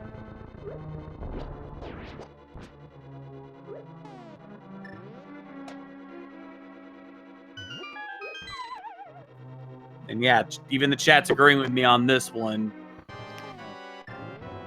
Interestingly enough, Sailor Nep going for a lumberjack check, not for an instant lumberjack collection, and won't pick up that red mail. Nope. They're going to go along with it. They're going around. They're not even going near it. I mean, at this point you could have just went there and hoped. Yeah, I mean, it wouldn't have been that long. It wouldn't have cost them any time, and they would have had some extra defense. I mean, it's not necessary. They've got blue mails, so they're good to go. It's just having a little extra safety wouldn't have hurt things much. But they are going to check King's Tomb. So that, I think, only spot that absolutely truly in every inverted seat is Met's locked. Just for a hot piece. Yep.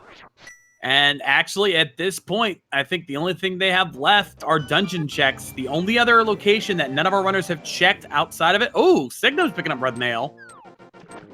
Yep. Just doing that blind collection. So we have at least one runner with red mail this time. And Chloe Prower deciding to try and locate the hammer in the Ice Palace. Ugh. That's it. They don't know. I mean, they got Can. I'm surprised they didn't go back for Fire Rod, but Sailor Nep, I think they're considering. They're going to Eastern. They are about to be heavily rewarded here. It's looking like Sailor Nep's going to be the first of our 4 featured runners to hit go mode if they go to Eastern. If they just go to Sir Hostle's Closet and leave, though, that's going to cost them. They need to go to Eastern and check at least the big chest. Yeah, Salty Fry finishing up Swamp Palace first. It is a crystal, so totally understandable. And looks like Sailor Nep is indeed heading over to Eastern.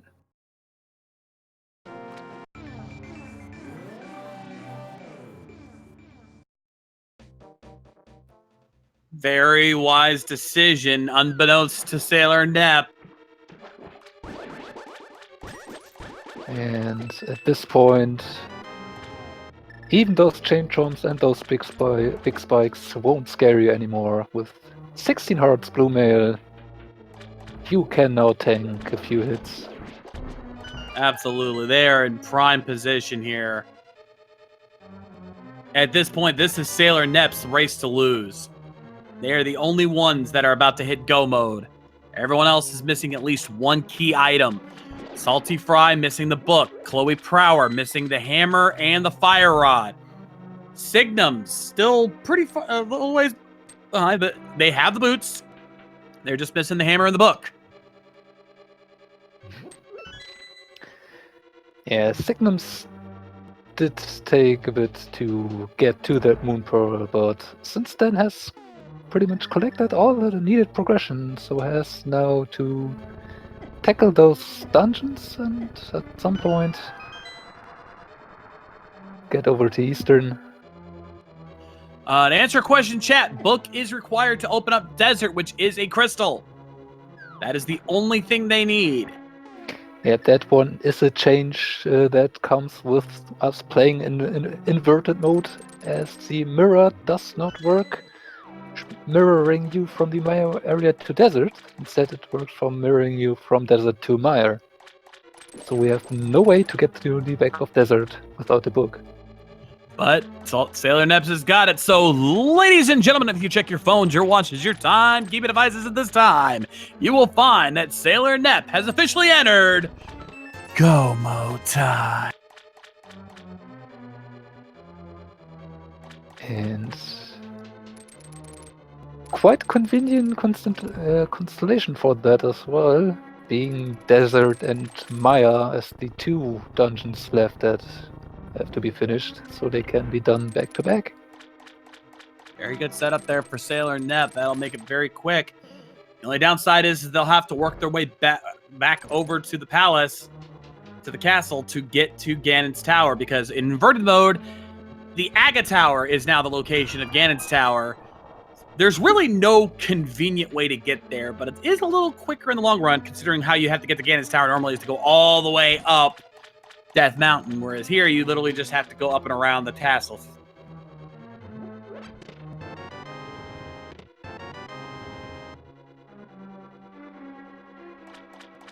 Clever setup there by Sailor Neps. Opening up desert, portaling, mirroring right outside the door so they can run in full, finish up Mire, and then come right back and clear desert. Very good setup there for Sailor.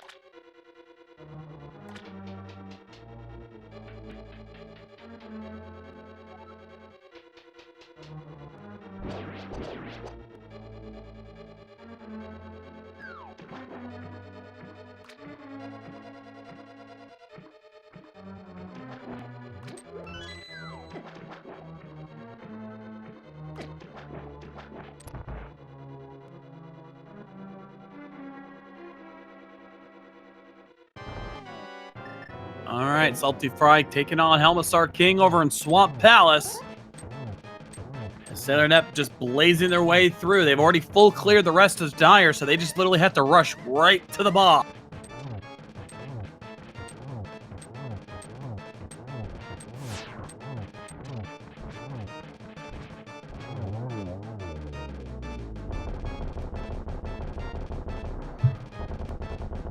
Oh yeah, and Link Force pointing out that really all Sailor Nep has to do is save and quit, and it'll take him right to Ganon, to the Ganon Tower entrance, because that's where you start when you save and quit. So Sailor Nep is in prime position right now. You couldn't ask for a better setup here. Yep, this is just working out nicely.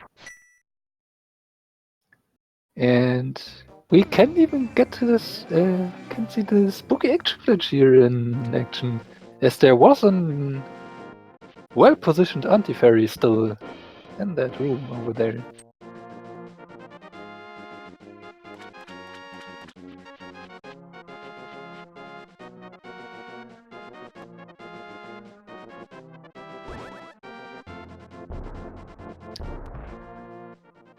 With the butter sword, only 2 slashes needed for Mold Arm.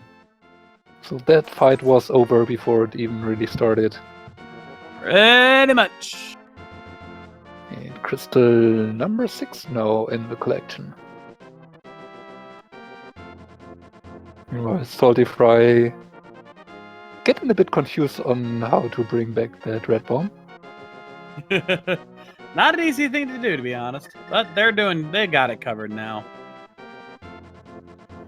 And Sailor Nep gonna bum rush deserts, and they don't even have to check any of the items. They can just run right around and get to the boss. Well, they're gonna check a couple items. I really don't know why, but they're gonna check them anyway. We need that they big need the key big there. key. Duh.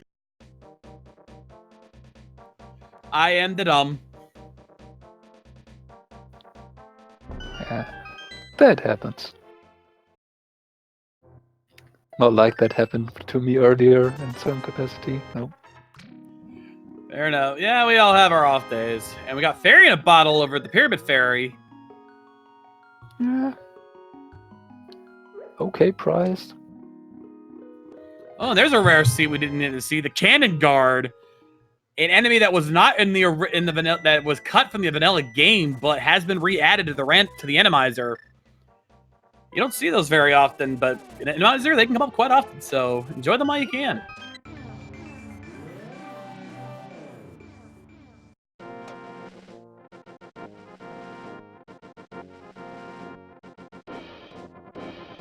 And when we want to play our favorite little game, featuring a big key hidden in one of 22 locations, we should probably start that very soon, because we won't have much time. We'll do it as soon as the final blow is dealt a cold stare. Like, before he even picks up the crystal, we'll start that game, because, yeah, there's not going to be much time after that.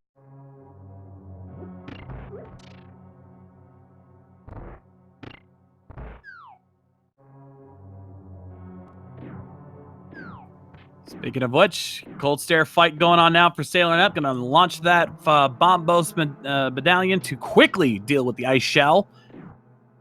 And with the gold sword, just doing a bit of spinning and stashing and all are And dead. that is quick. Ladies and gentlemen, there are 22 possible item locations inside of Ganon's Tower where that big key could be hiding. Get your guesses in chat. Where do you think that big key is going to be?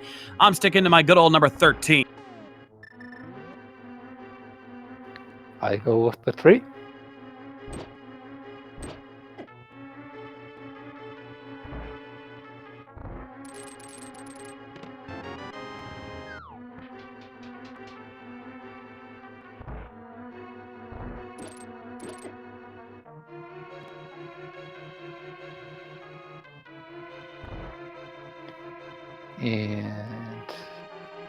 And here we go. And we are in.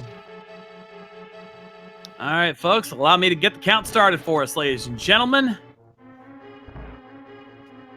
So we start on the right side here for cell number 1, 10 arrows. Number 2, small key.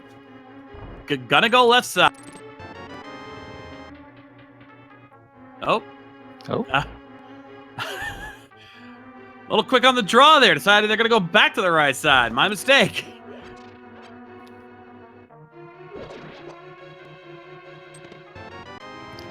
Salty Fry just found that book and has now entered probably go mode. Most likely go mode. But for them, it's still Schrodinger's because we don't know where that what's on the torch. Once we see that, we'll know. Yeah, Sailor Up. Yeah, decided to tease us about it, but not showing just yet.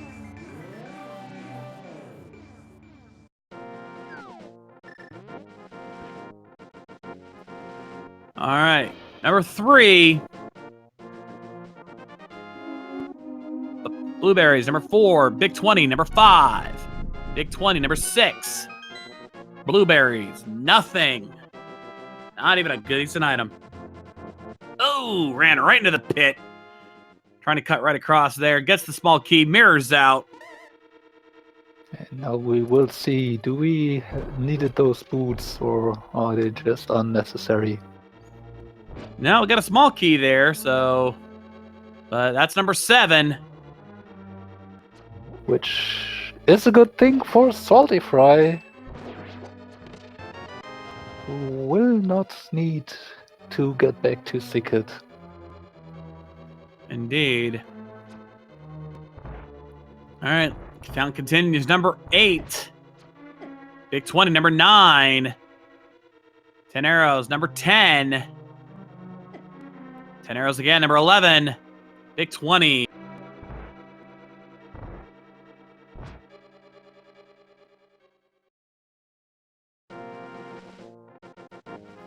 Oh, we got a red mimic guarding the way there, but he gets around. Oh, number 12 gets him another small key, but that's... I mean, at some point you would expect the sea to be satisfied with all the trolls it can put you out. Nope, not today.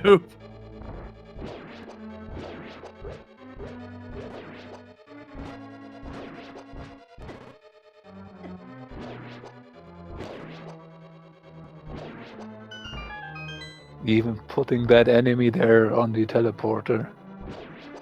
Seed is not playing nice at all. Number 13, 10 arrows. I'm out.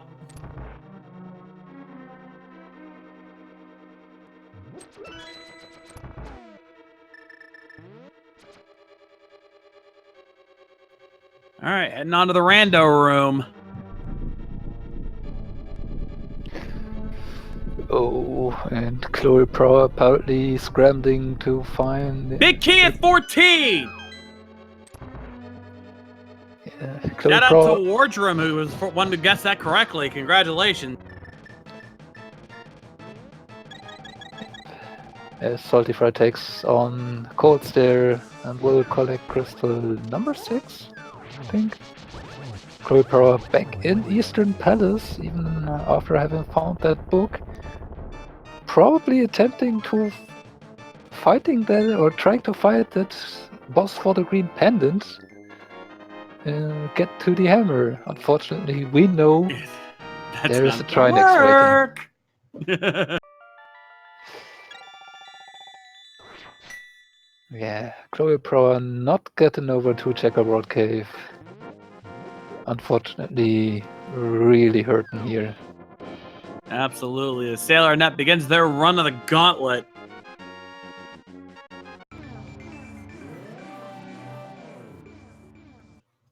Chloe Prower gonna check Vanilla Big Key chest, hoping to find the item there, but again, it's not gonna help because it's not what they're looking for. They need to find the fire rod at Checkerboard Cave. And boy, when they find out that they missed that completely, they are gonna kick themselves.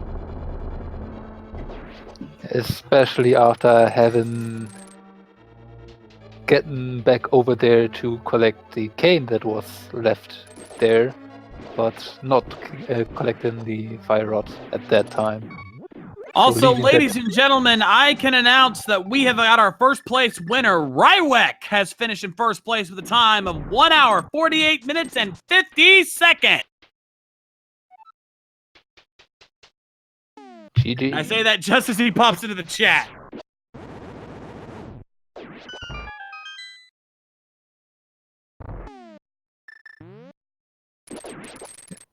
Heading up. Heading up against Tower unfortunately has cut the music apparently. Yeah, that's kind of weird. I have read about that there's some issue about it in V31. Well, I hope you folks enjoy the ambiance for a minute. There we go.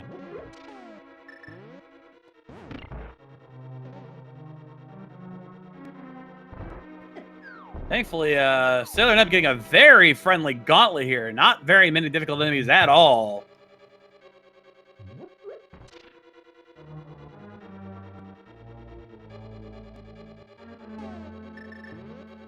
Gonna go ahead and burn an ether play to get right here onto the our first boss here. Argus! Haven't seen you. At least one of our one version of Argus had to be somewhere. It is now, or is today it is here. Guarding the way up to Ganon's Tower. And I think Chloe Prower getting lost there. Whoa, what the? Yeah. That's interesting. Funny little thing about Enemizers and stuff. As Argus does leave the screen because it has a second phase, but it is not on the screen after finishing the first phase. The game thinks Argus is dead, so it opens the door. Gotta love that convenience right there for Sailor Nep.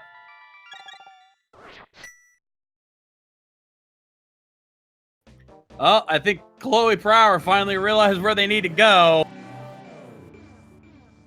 Or simply is out of other possibilities. And they are about to kick themselves something fierce. Yeah.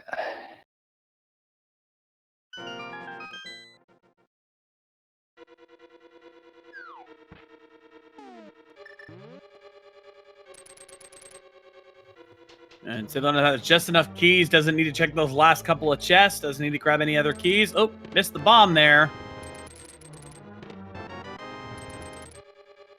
So let's see where Chloe Prower will take that fire rod to. As Indeed. we And remember that another Vitreous 2. Oh. And unfortunately, Chloe Prower deciding to bring that fire rod over to Skullwoods, apparently, as we remember there is still one more item there. No, not quite. And Sailor Nep not going to check the inevitable conclusion chest, going straight to Aga 2.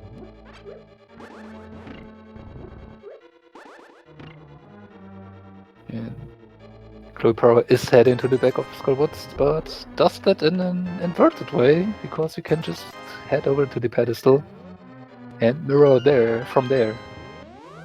Very true. On to Aga 2 now for Sailor Nep.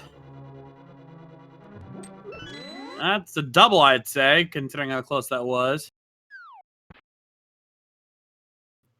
And another double. And a nice double, double, double. 2, 2, 2 for Sailor Nep. And now it's time for the big pig.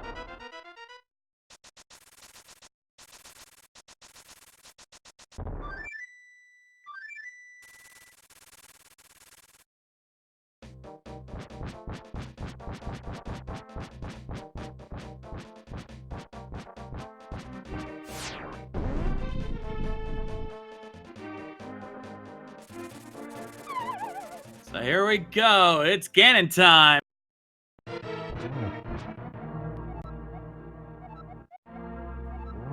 I feel like I keep ending up here. It's like deja vu all over again. And with Butter Sword, Blue Mail, Silver Arrows, this is going to be a joke of a fight. This race is as good as over. Again, this, unless he falls off the broken platforms when they fall after phase 3 and 4, this is Sailor Nep's race to lose. He's got this for as far as our featured runners go. He'll most likely be taking second place unless he gets sniped by someone behind the scenes. We still do have several runners behind the scenes racing as well. Blaine, Dazed Cloud, Plasma Kappa, and SAGTG. But... oh, and as soon as I say that, I'm wrong. SAGTG just took second place with 1:55.10.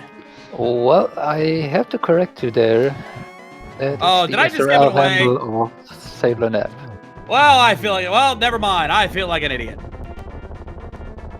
I'm usually good about not saying that until the runner crosses the finish line, but nonetheless. So yeah, Sailor Nep will be the one that takes second place there. Congratulations to Sailor Nep. Let's see if we can get a bit of her for a chat. I don't blame you for that, because I only recently noticed that one myself, and it can confuse you if you do not know about it.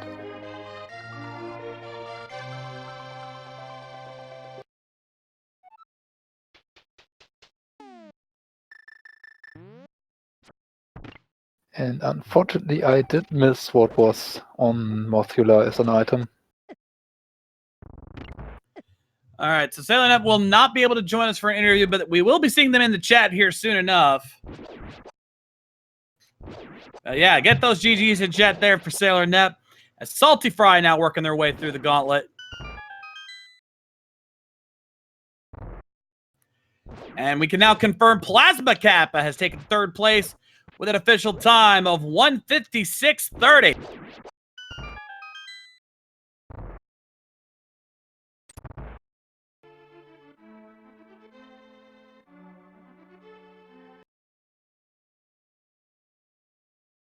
Salty Fry starting up that climb as Chloe Power is finally heading back to Turtle Rock and soon will be getting that hammer. Yeah, but they still got a lot of work left. They still have Tower of Hera, Swamp Palace, and Ice Palace to finish before they can get to the end. So they are not in good shape here.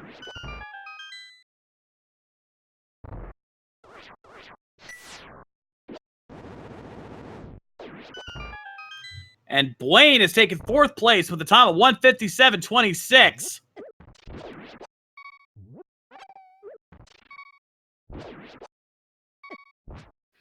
And we see Sailor Nep now in the chat.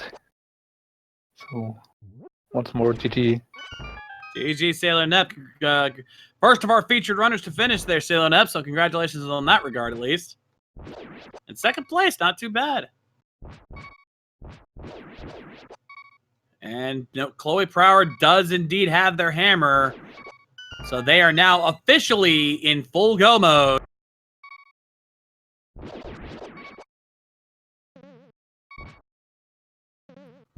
And once again, Salty Fry, the music cut out.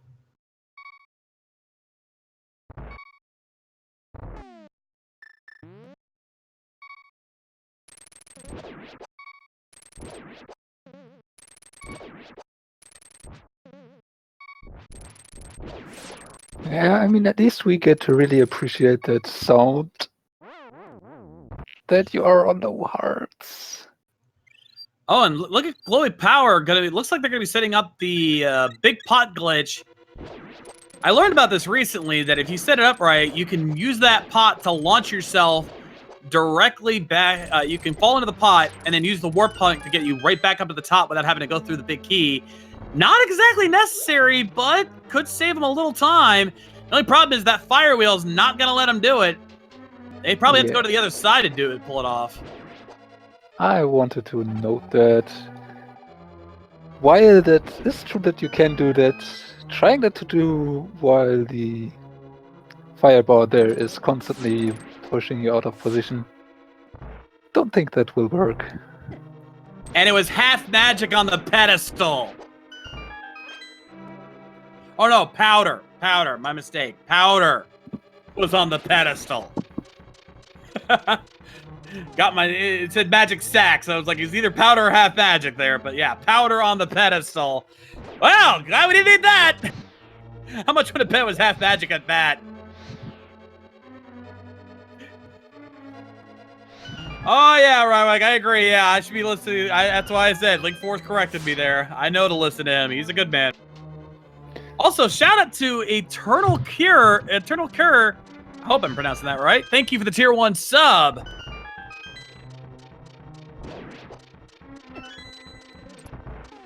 As well as Fullsville. Thank you for the Twitch Prime sub. And Signums gets their Crystal and Ice Palace here, and Chloe Power heading up to take on Vitreous and Tower of Hera.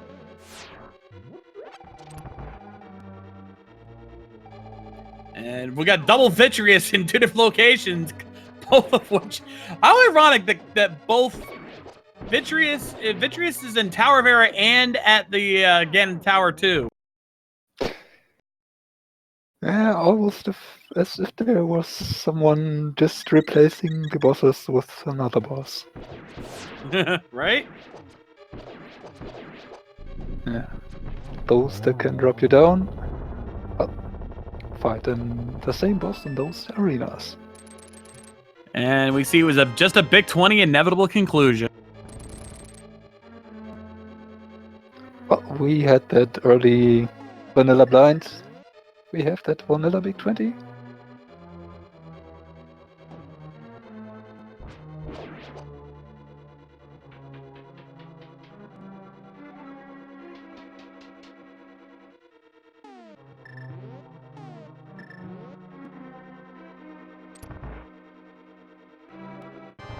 And Signums now.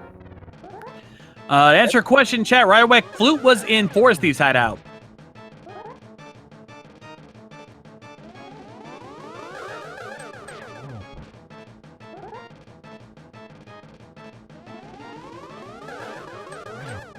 Very nice Agate 2 there for Salty Fry. Nicely done.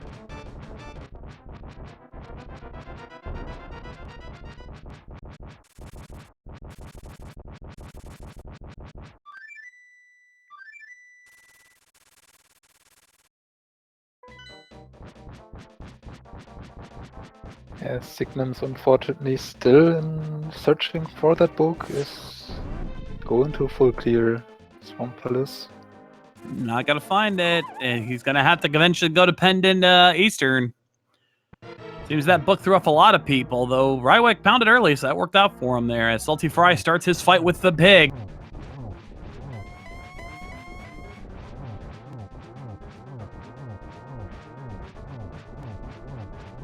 Again, Butter Sword. Gotta love that Butter Sword.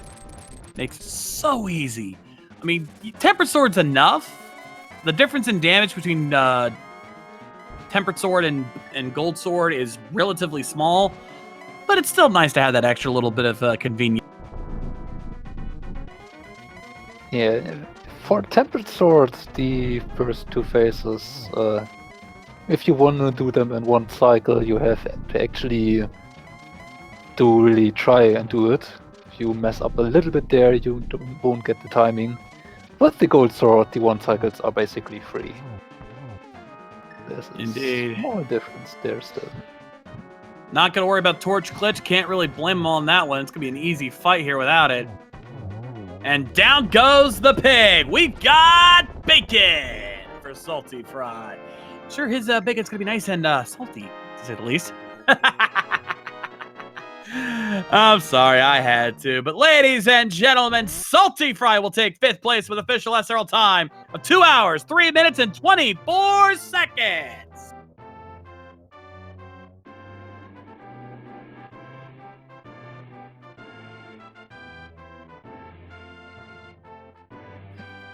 GG to Salty Fry.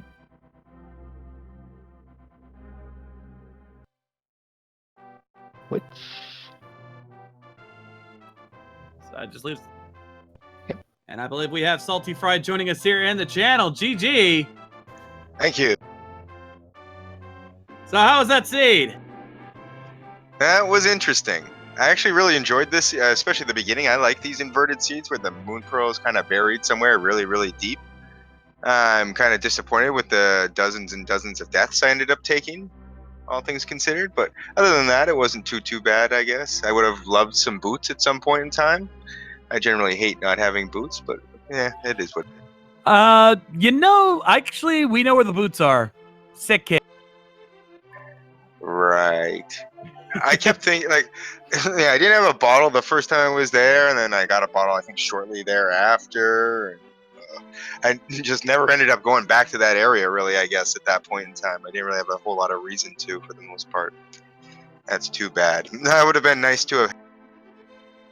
Yeah, to be fair, though, I don't think it would have made that much of a difference in terms of, you know, it just would have shaved a few seconds off, but I think placement-wise, you would have been right where you are now, so not to worry too much about that. You still did really good, all things considered, because, yeah, I think you know, you got through relatively quick. You found your items at a decent pace. It's just, this seed was very trolly. Moon Pearl buried deep, required pendant pod dip to get the Bombos medallion to get to Meyer where the Moon Pearl was hiding, and then, of course, Book hiding in Pendant Eastern, and everything else, and, of course, Fire Rod and Candace Samaria. That seems to have trolled a lot of people, surprisingly, considering how close it was to Meyer, but it trolled a lot of you guys. You know, I guess, like, most likely you would go over there the first time. You couldn't even get those, right? Because you didn't have the Moon Pearl. So without that, you couldn't actually even get those 2 locations. Because you would have had to go over there to get them. I guess, now that I think about it, that would have been a great time to have, I guess you could have just mirrored out of Meyer and gone and got that now that I think about that. But And it's easy to think about afterwards. yeah, that's exactly what Sailor did, and that's what gave Sailor the advantage for most of the seed here. So yeah, that would have probably been the good play there. Yeah, Maybe especially not going with not going up to Turtle Rock when I did probably would have helped a lot as well, and wasted all that time dying in there to the laser bridge a bunch of times, which obviously wasn't even in logic at that point in time. And then my issues trying to get through that one door to go get where the vanilla big key is usually, that caused some issues as well. So not going there would have been great in general. True, but to be fair, I think a lot of people got a lot of deaths were had on all sides, and that Turtle Rock play, everyone did that. So don't, you know, that one threw everybody off. I mean, it's you guys were running out of locations, and Turtle Rock seemed like a very good spot to check, especially with the laser bridge right there. I don't blame you for trying that play; it just didn't work out this time. Yeah, well, realistically, like, there wasn't really that much in logic in Turtle Rock if you really think about it. Because laser bridge obviously wasn't, so the big chest was probably not in logic either. So you pretty much had to go, and there would have been the vanilla big key chest and the chain chomp key chest, and those are the only 2 that were really in logic at that point in time. So maybe going over to pod at that point in time might have been the right play instead. But yeah, you did just get the mitts. Well, I did just get the mitts out of the purple chest, which kind of made me feel like that was the first thing that kind of opened up at that point in time. Like, heading over to pod was kind of like, this was a really weird thing. This happens very rarely where you actually like have to get over to the pod area via Aga and then mirroring over on that side. Like, usually, like, you get the hammer or flippers to get over there. So this is a very rare situation that actually comes up. Yeah, no, absolutely. But you guys handled it very well in this case. You know, again, 2 hours for you, just under 2 hours for Sailor Nep. So you guys, don't count yourselves too short on this one. You guys got some good times, all things. Yeah, no, I don't really beat myself up over anything. I always just look back and think what I could have done different, and not so much really what I could have done different. Usually, like, it's when I start dying a bunch. Those are the kinds of things that tend to frustrate me a little bit, maybe, just because I feel like I could be playing better sometimes. Yeah. I can understand that. Quick question: what's your opinion on those spikes in pod on that bridge? I hate when those are there, but yeah, that was another thing that caused me some issues as well, was getting by those as well. Yeah. Would have been nice to have had a cape or a cane, maybe. I should have just kind of gone for it at first. I should have probably filled my life up a little more. Like, it was kind of convenient that the stun prize was a heart. That's always very nice in Enemizer. I didn't really probably use it as much as I probably should have, but yeah, those spikes are not fun when they're on those little 2-tile bridges or any spot. Like, there was also in Turtle Rock, there was also one of those little fire guys just running around in a circle, kind of right on your path if you went one way right at the beginning of it, I guess. So I kind of avoided it, which could have knocked you off and caused you some issues, I guess. I don't know if people went that way and found that out. I don't think too many people did, though. I will say that, yeah, a lot of people actually sequence broke going in and super bunnied into the well to get the cane of Burna, which saved them a few of your headaches there. But again, you'd have to think about doing that, and you would have not known that cane of Burna was there to even consider that idea. So they just got lucky and pulled that off. Yeah, I was just kind of thinking about everything that wasn't, kind of keep in mind everything that was in logic at that point in time. Because one of the things I actually really like about Inverted is when you do Aga without the Moon Pearl in a situation like this, you're not just hoping for the Moon Pearl to be on the pyramid like in a normal race, right? Like, there's infinite number of possibilities as to what you can have to do to get that Moon Pearl at that point in time. And this was just a great example of that. Like, you have all these different possibilities. You can end up in Turtle Rock. You can do the purple chest. You can go do Pod. You can go do Mire. All these different things. Like, I was actually expecting, instead of the Moon Pearl, to maybe pull the flippers out of Mire and end up having to go over to Ice to get like the Moon Pearl or something like that instead. Indeed. And meanwhile, Chloe Flower finally making their way over to Ganon's Tower and getting that start there. It's going to take them a minute, but they're finally back on track. And Signum's on their way to Tower of Hera. Still has not found the book, I don't think. So that is still holding them back. Again, Pendant Eastern. There's one thing I've learned about these randomizers, and we were talking about this earlier. Always check pendant dungeons because they always have something.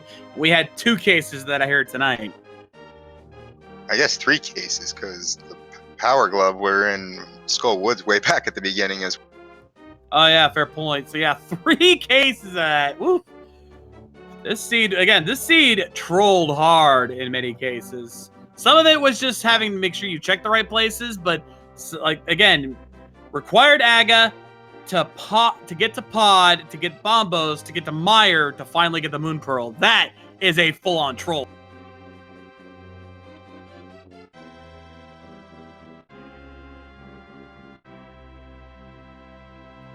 Oh, man. But still, this was fun watching you guys. You guys did a really good job here tonight.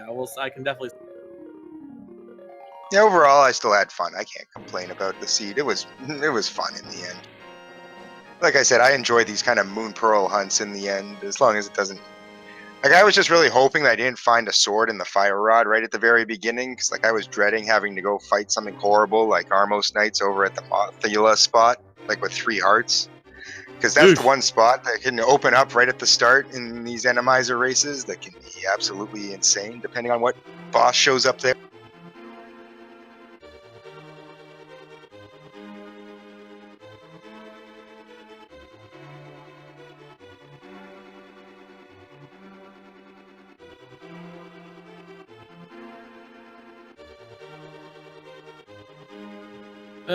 Yeah, and actually, we almost had a full 100% item collect, 100% like main item progression, because we know where Bloomerang is, we know where Red Mail is, and we actually found out that pedestal was powder.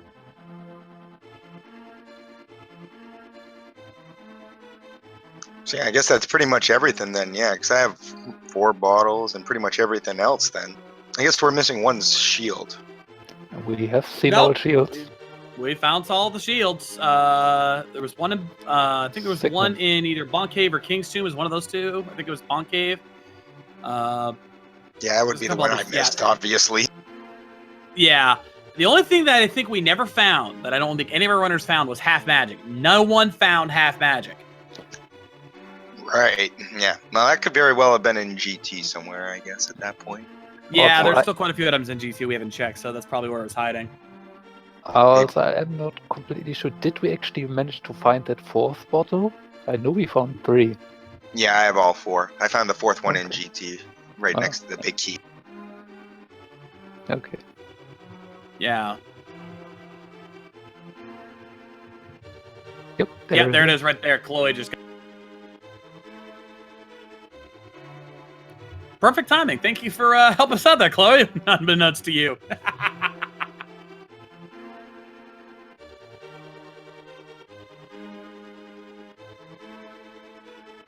Signum's still on the hunt for that book. Seems like deciding for checking that basement of Hera. Still not Yeah. going back to Eastern. They don't know it's an Eastern, and I can't say I blame them. Again, you don't want to have to do pendant dungeons, but again, as I said, you kind of have to, because always shows up. There's always something in these in those pendant dungeons, and they just never bother to check. Eventually, with me, it just got to the point, like, after I finished Swamp there, I did the Pyramid Fairy.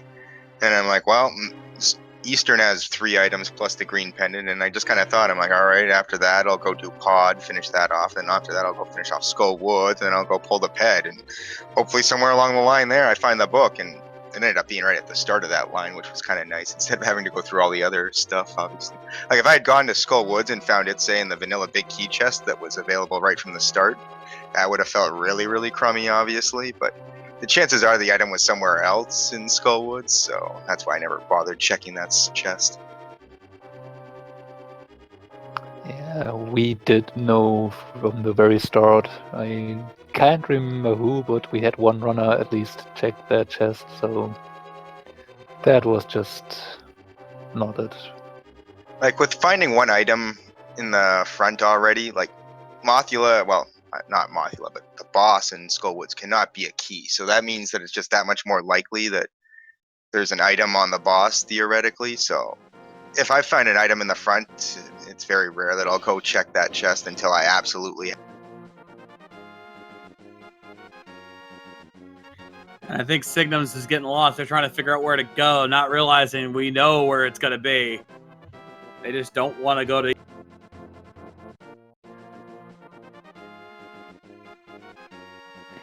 Yeah, sometimes you have those ideas in your head that you decide to do not go to one specific location, and yeah, you try your best, but if it is where you have to go, you will 100% last location it. Looks like Yeah. Signums is doing I've seen it just so that. many times. There's that one spot that you just don't want to go to, and I swear, it's like this game reads your mind. It knows, like, oh, you don't want to go there? I'm going to go ahead and put a required item there so you have to go there. Tough luck. Usually in my situation, they'll put the boots there and it won't be required, so I'll just get to walk really slowly the whole seed and stay. So sick it this time. Yeah, this is a good example of that. There was a race last week where the boots were on Quakefish, and I completely missed that and cleared the whole seed without them instead.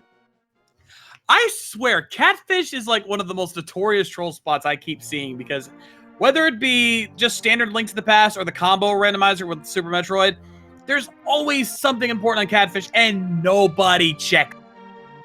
That's why Inverted's nice, is because it's so much easier to route it in, because you can just mirror for when you're on your way to Zora.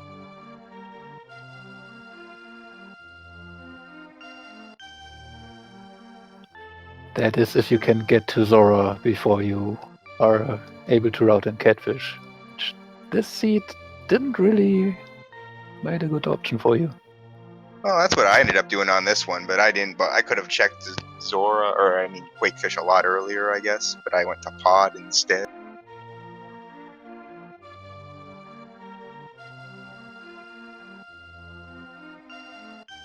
And as Chloe Pro is approaching that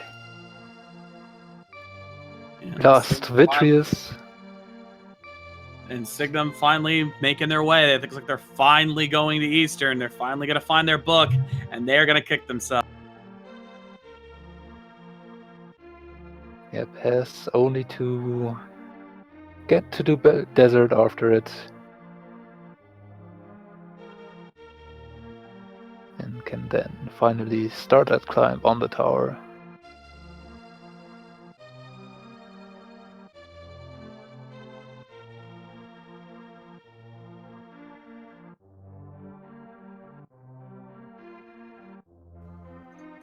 And Chloe taking out Vitty 2. This race is nearing its end, folks. We just got to wait for Signums to finish up, get the book, finish up Desert, and finish the race.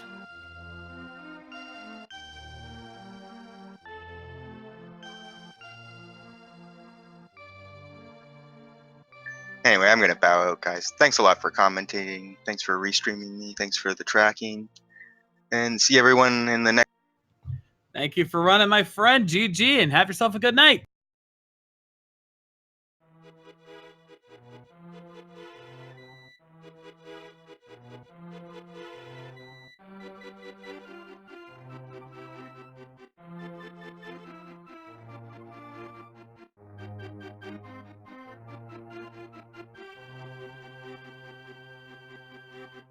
And at long last, after 2 hours, 19 minutes, and 44 seconds, Signum's finding that book and is now finally in gold.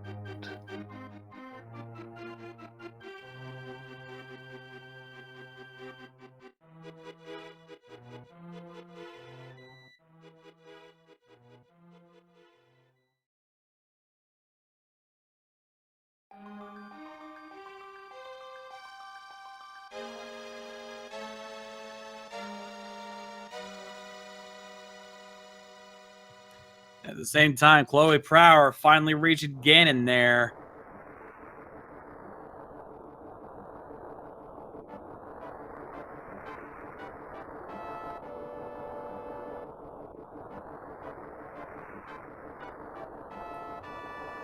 So we are nearing the end of our run here, ladies and gentlemen.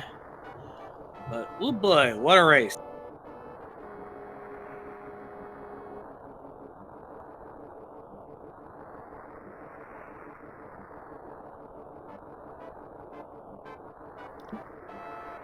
Getting hit from a fire bat down to 2.5 hours, so has to be just a little bit careful. Yeah, hopefully they got some good bottle. Hopefully they got some bottles ready for themselves, because they're gonna.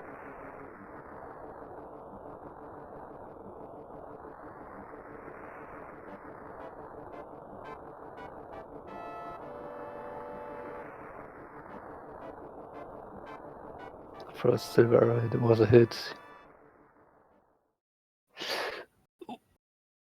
Getting hit by another bat, down to half a heart. Oh, that's close. Cutting it close there. But that Gonna, was gonna go ahead and get already. Torch Glint. Can they finish it off? And that's Bacon with half a heart. What a finish for Chloe Prower.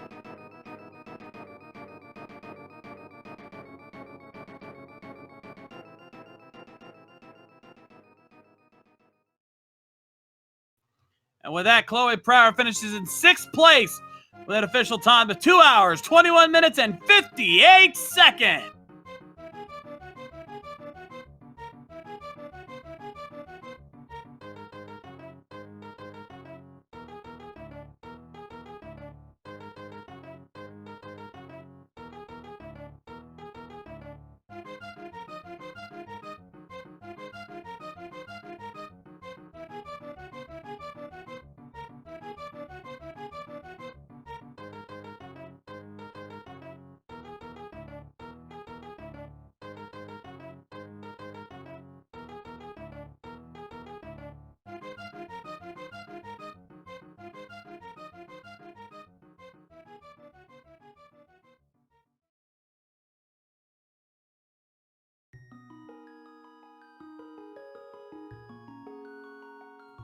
All right, unfortunately, Chloe Pryor will not be joining us in the call. They've got, I think, got a couple quiet, but they are in the text chat right now. GG there, Chloe. Good job for you.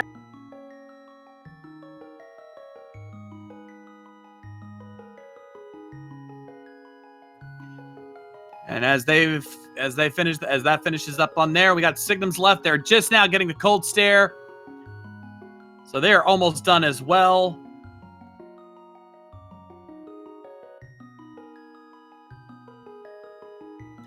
So, Chloe, since you're in the text chat, I do have one question for you. How about that fire rod, huh? And as we wait for that response there, Days Cloud has taken 7th place with a time of 2:24:05, meaning I think at this point, Signums will be our last place runner, unfortunately, because everyone else has completed. Or forfeited. Or forfeited, yeah.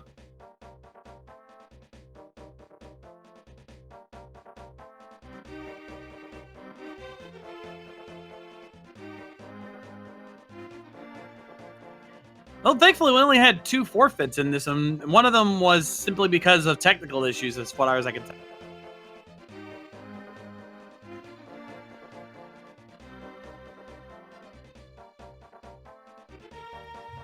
And Signum starting on the left side, going to be a smart move there, because we know that's where the big key is going to be, so going to save themselves a little bit of time. Well, we have to see if Signums maybe decides to mirror after doing the usual Star Force room. Oh yeah, if they go Dark Magician, that might cost them some time.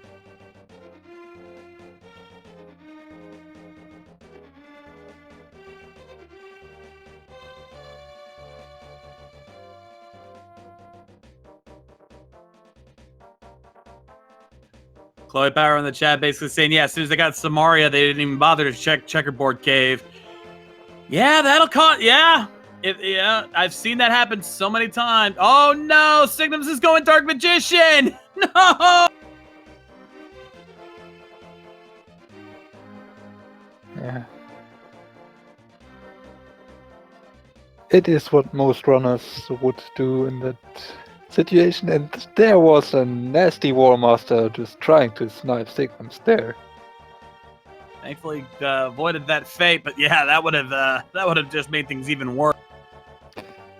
Yeah, now that I saw that, I have to say, while the enemy placement overall was pretty truly, there was at least no War Masters trying to annoy you. I have seen those be a pain in the ass sometimes. To say the least, yeah, wall masters are never fun to deal with. I mean, they're easy to kill once they land, but if you're not watching for them, they can surprise you and just completely ruin your. Yeah, there feels nothing worse when you try to drop down to the cold stare fight and the War Master decides to say, "Nope, you're doing this dungeon once more." Oh, that would be. I'd probably rage quit if that happened to me, to be honest. So.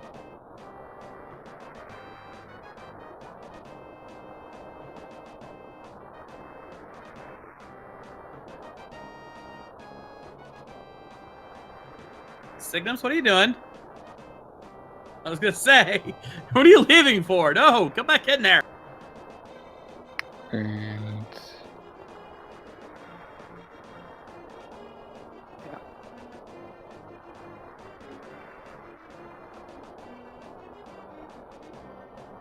I mean, you are almost 2.5 hours in.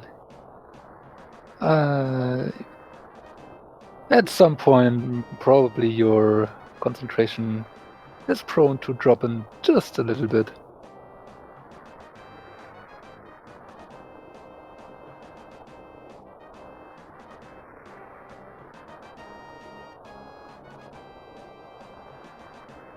But still, they're on their way. They're gonna be getting their big key here pretty soon once they get to the rando room.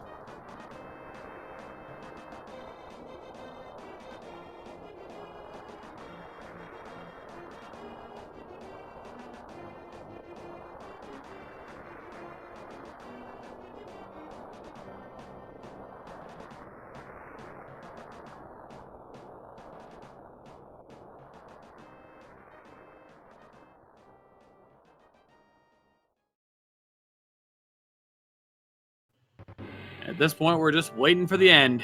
Oh, these thieves not making it easy there for Signums, but they got. This room is one of the few rooms that is at least a little bit nicer.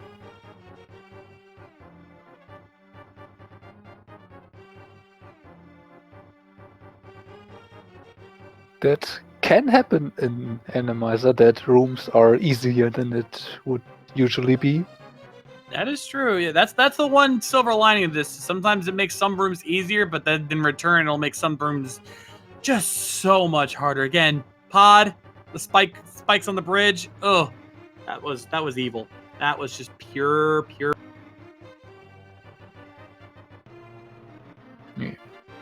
Also, doing the escape or even dark rooms in Enemizer are a nightmare. Yeah. Also, Chloe, yeah, I can't disagree with you about the Moon Pearl. We were talking about that earlier with with the salty fry. Whoop boy. Yeah, required Aga to get to pod to get the bombos pretty deep in across that spikes on the bridge, then to get to Meyer to finally get the Moon Pearl. Evil. Yeah. We had one of our runners trying it early on with 4 hearts without Cane of Burner. And Yeah, Salty Fry did not do the Super Bunny well, so that kind of came back to bite them. yeah.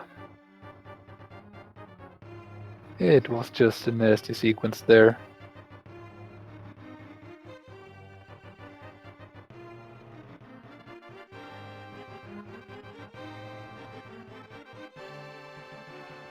Alright, Signum's now. Looks like they're going to go ahead and also take advantage of the hidden fairy cave here.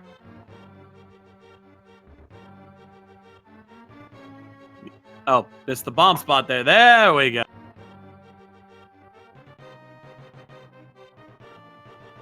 Yeah, grabbing those 14 hearts refill on your way up can really help. Indeed. So if you are not hard pressed for time, just take those 10 seconds and make your climb that much smoother.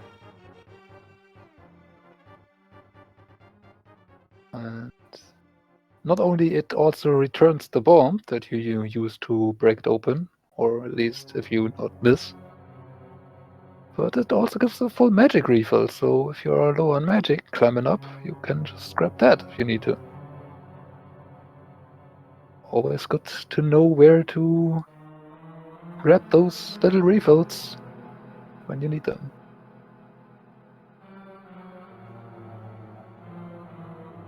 Yeah.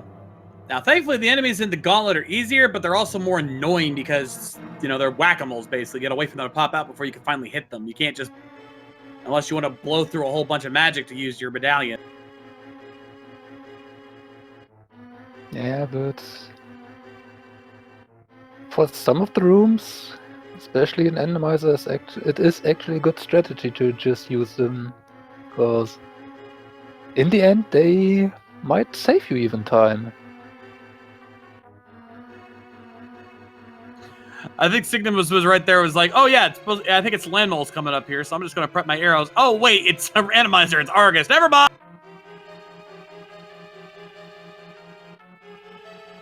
Yep, those arrows are needed for the next boss.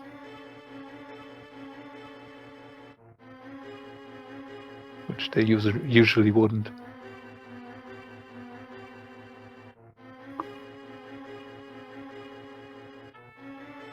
And Signum's missing Signum that the doesn't door notice the is door's already open. Door's But- open. I was like, oh wait, door's open. I can just go right on in. All right. Yeah, that is always a funny little interaction, which is almost as good to see as certain boss in the Skullwood's boss room.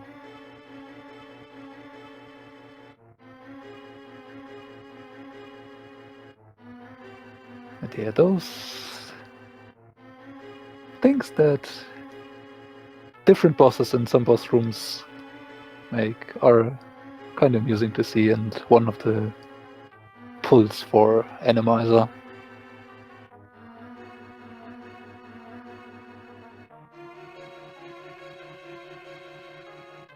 Also, this room here in Enemizer, not a problem this time, but I have seen seats where it was just a nightmare with spikes guarding those rails.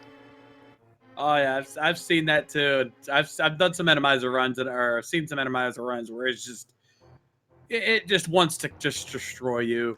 I think this one's not much better here. Oh no! Oh, just barely got it.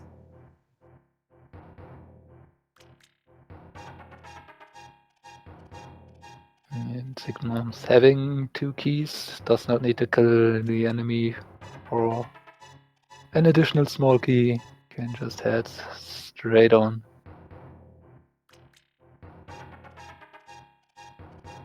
And taking out the hookshot but will not switching to the bow just yet. Instead, Got butter just sword. deciding. Just go ahead and Yeah. slice them. I mean, since you can just stand here to decide, you don't have to worry about the lightning hitting you at all. And even for the second phase, just slashing away with the Master Sword does not take too much time. Yeah, with the No, but he's taking some sword. unnecessary hits there. But with Red Mail, remember Signum's actually collected that one. And up to 18 hearts, you can take a few hugs from Yeah, he's not too worried about that. Yes.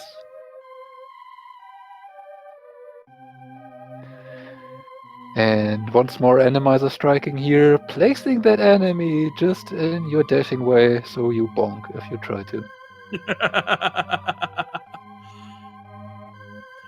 But it's pretty much textbook from here. Full on Nagath 2 fight. Ooh, got a triple out of that one. Nicely done. Gotta save some time. Can... All he needs is to get a double here, and he's good. Nope. Gonna have to go one more. This looks like a nice setup. Oh, not quite. Can't He is sling that struggling here. other shot. There we go. Yep.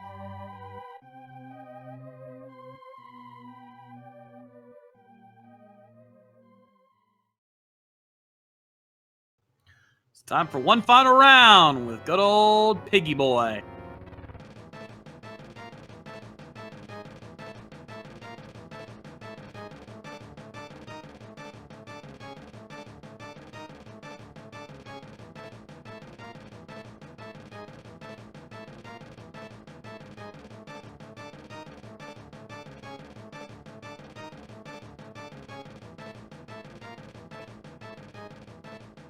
Yeah, it really feels like deja vu. It feels like we have seen this scene 3 times already. Does seem kind of familiar, doesn't it? And Signum's even pulling out the cape here. Just not worrying about the fire bats at all, just finishing on that second phase very quickly. Oh, but Ganon being doing some teleport trolling there. But we are in phase 3. 2 more slashes, 1 more slash in this phase. And now on to 4 silver arrows.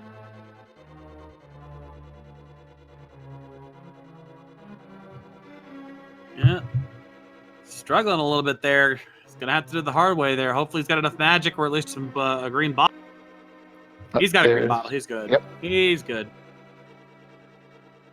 Has also hit 2 arrows already. Should have enough magic for 2 more shots here at least. He's got a green bottle. He's good. Yeah, he won't need it. 1, Nope. 2. Double shot. Down he goes.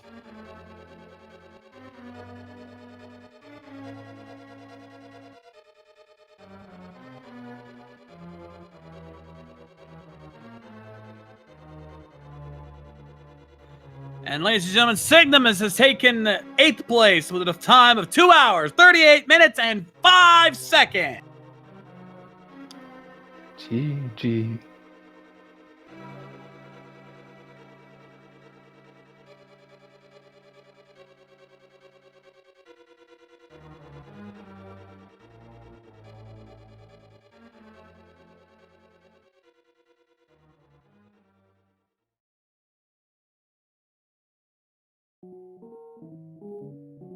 Signimus is actually surprised we're still streaming. Well, we're waiting on you, buddy. I mean, this was an amazing seed. We just wouldn't want to let it end. Nah. Not after this fun little...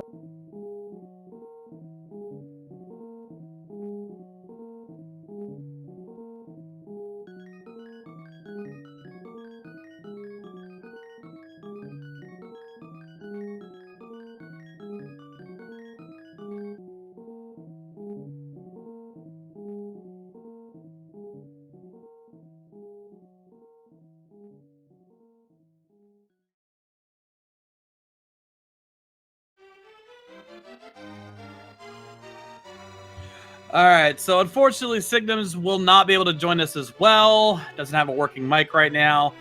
They'll probably pop in the chat real quick to say hi as we wrap things up here. But nonetheless, that is our race for the night here. And there's Signimus in the chat. Hello, GG Signimus. Good job on your run here. GG.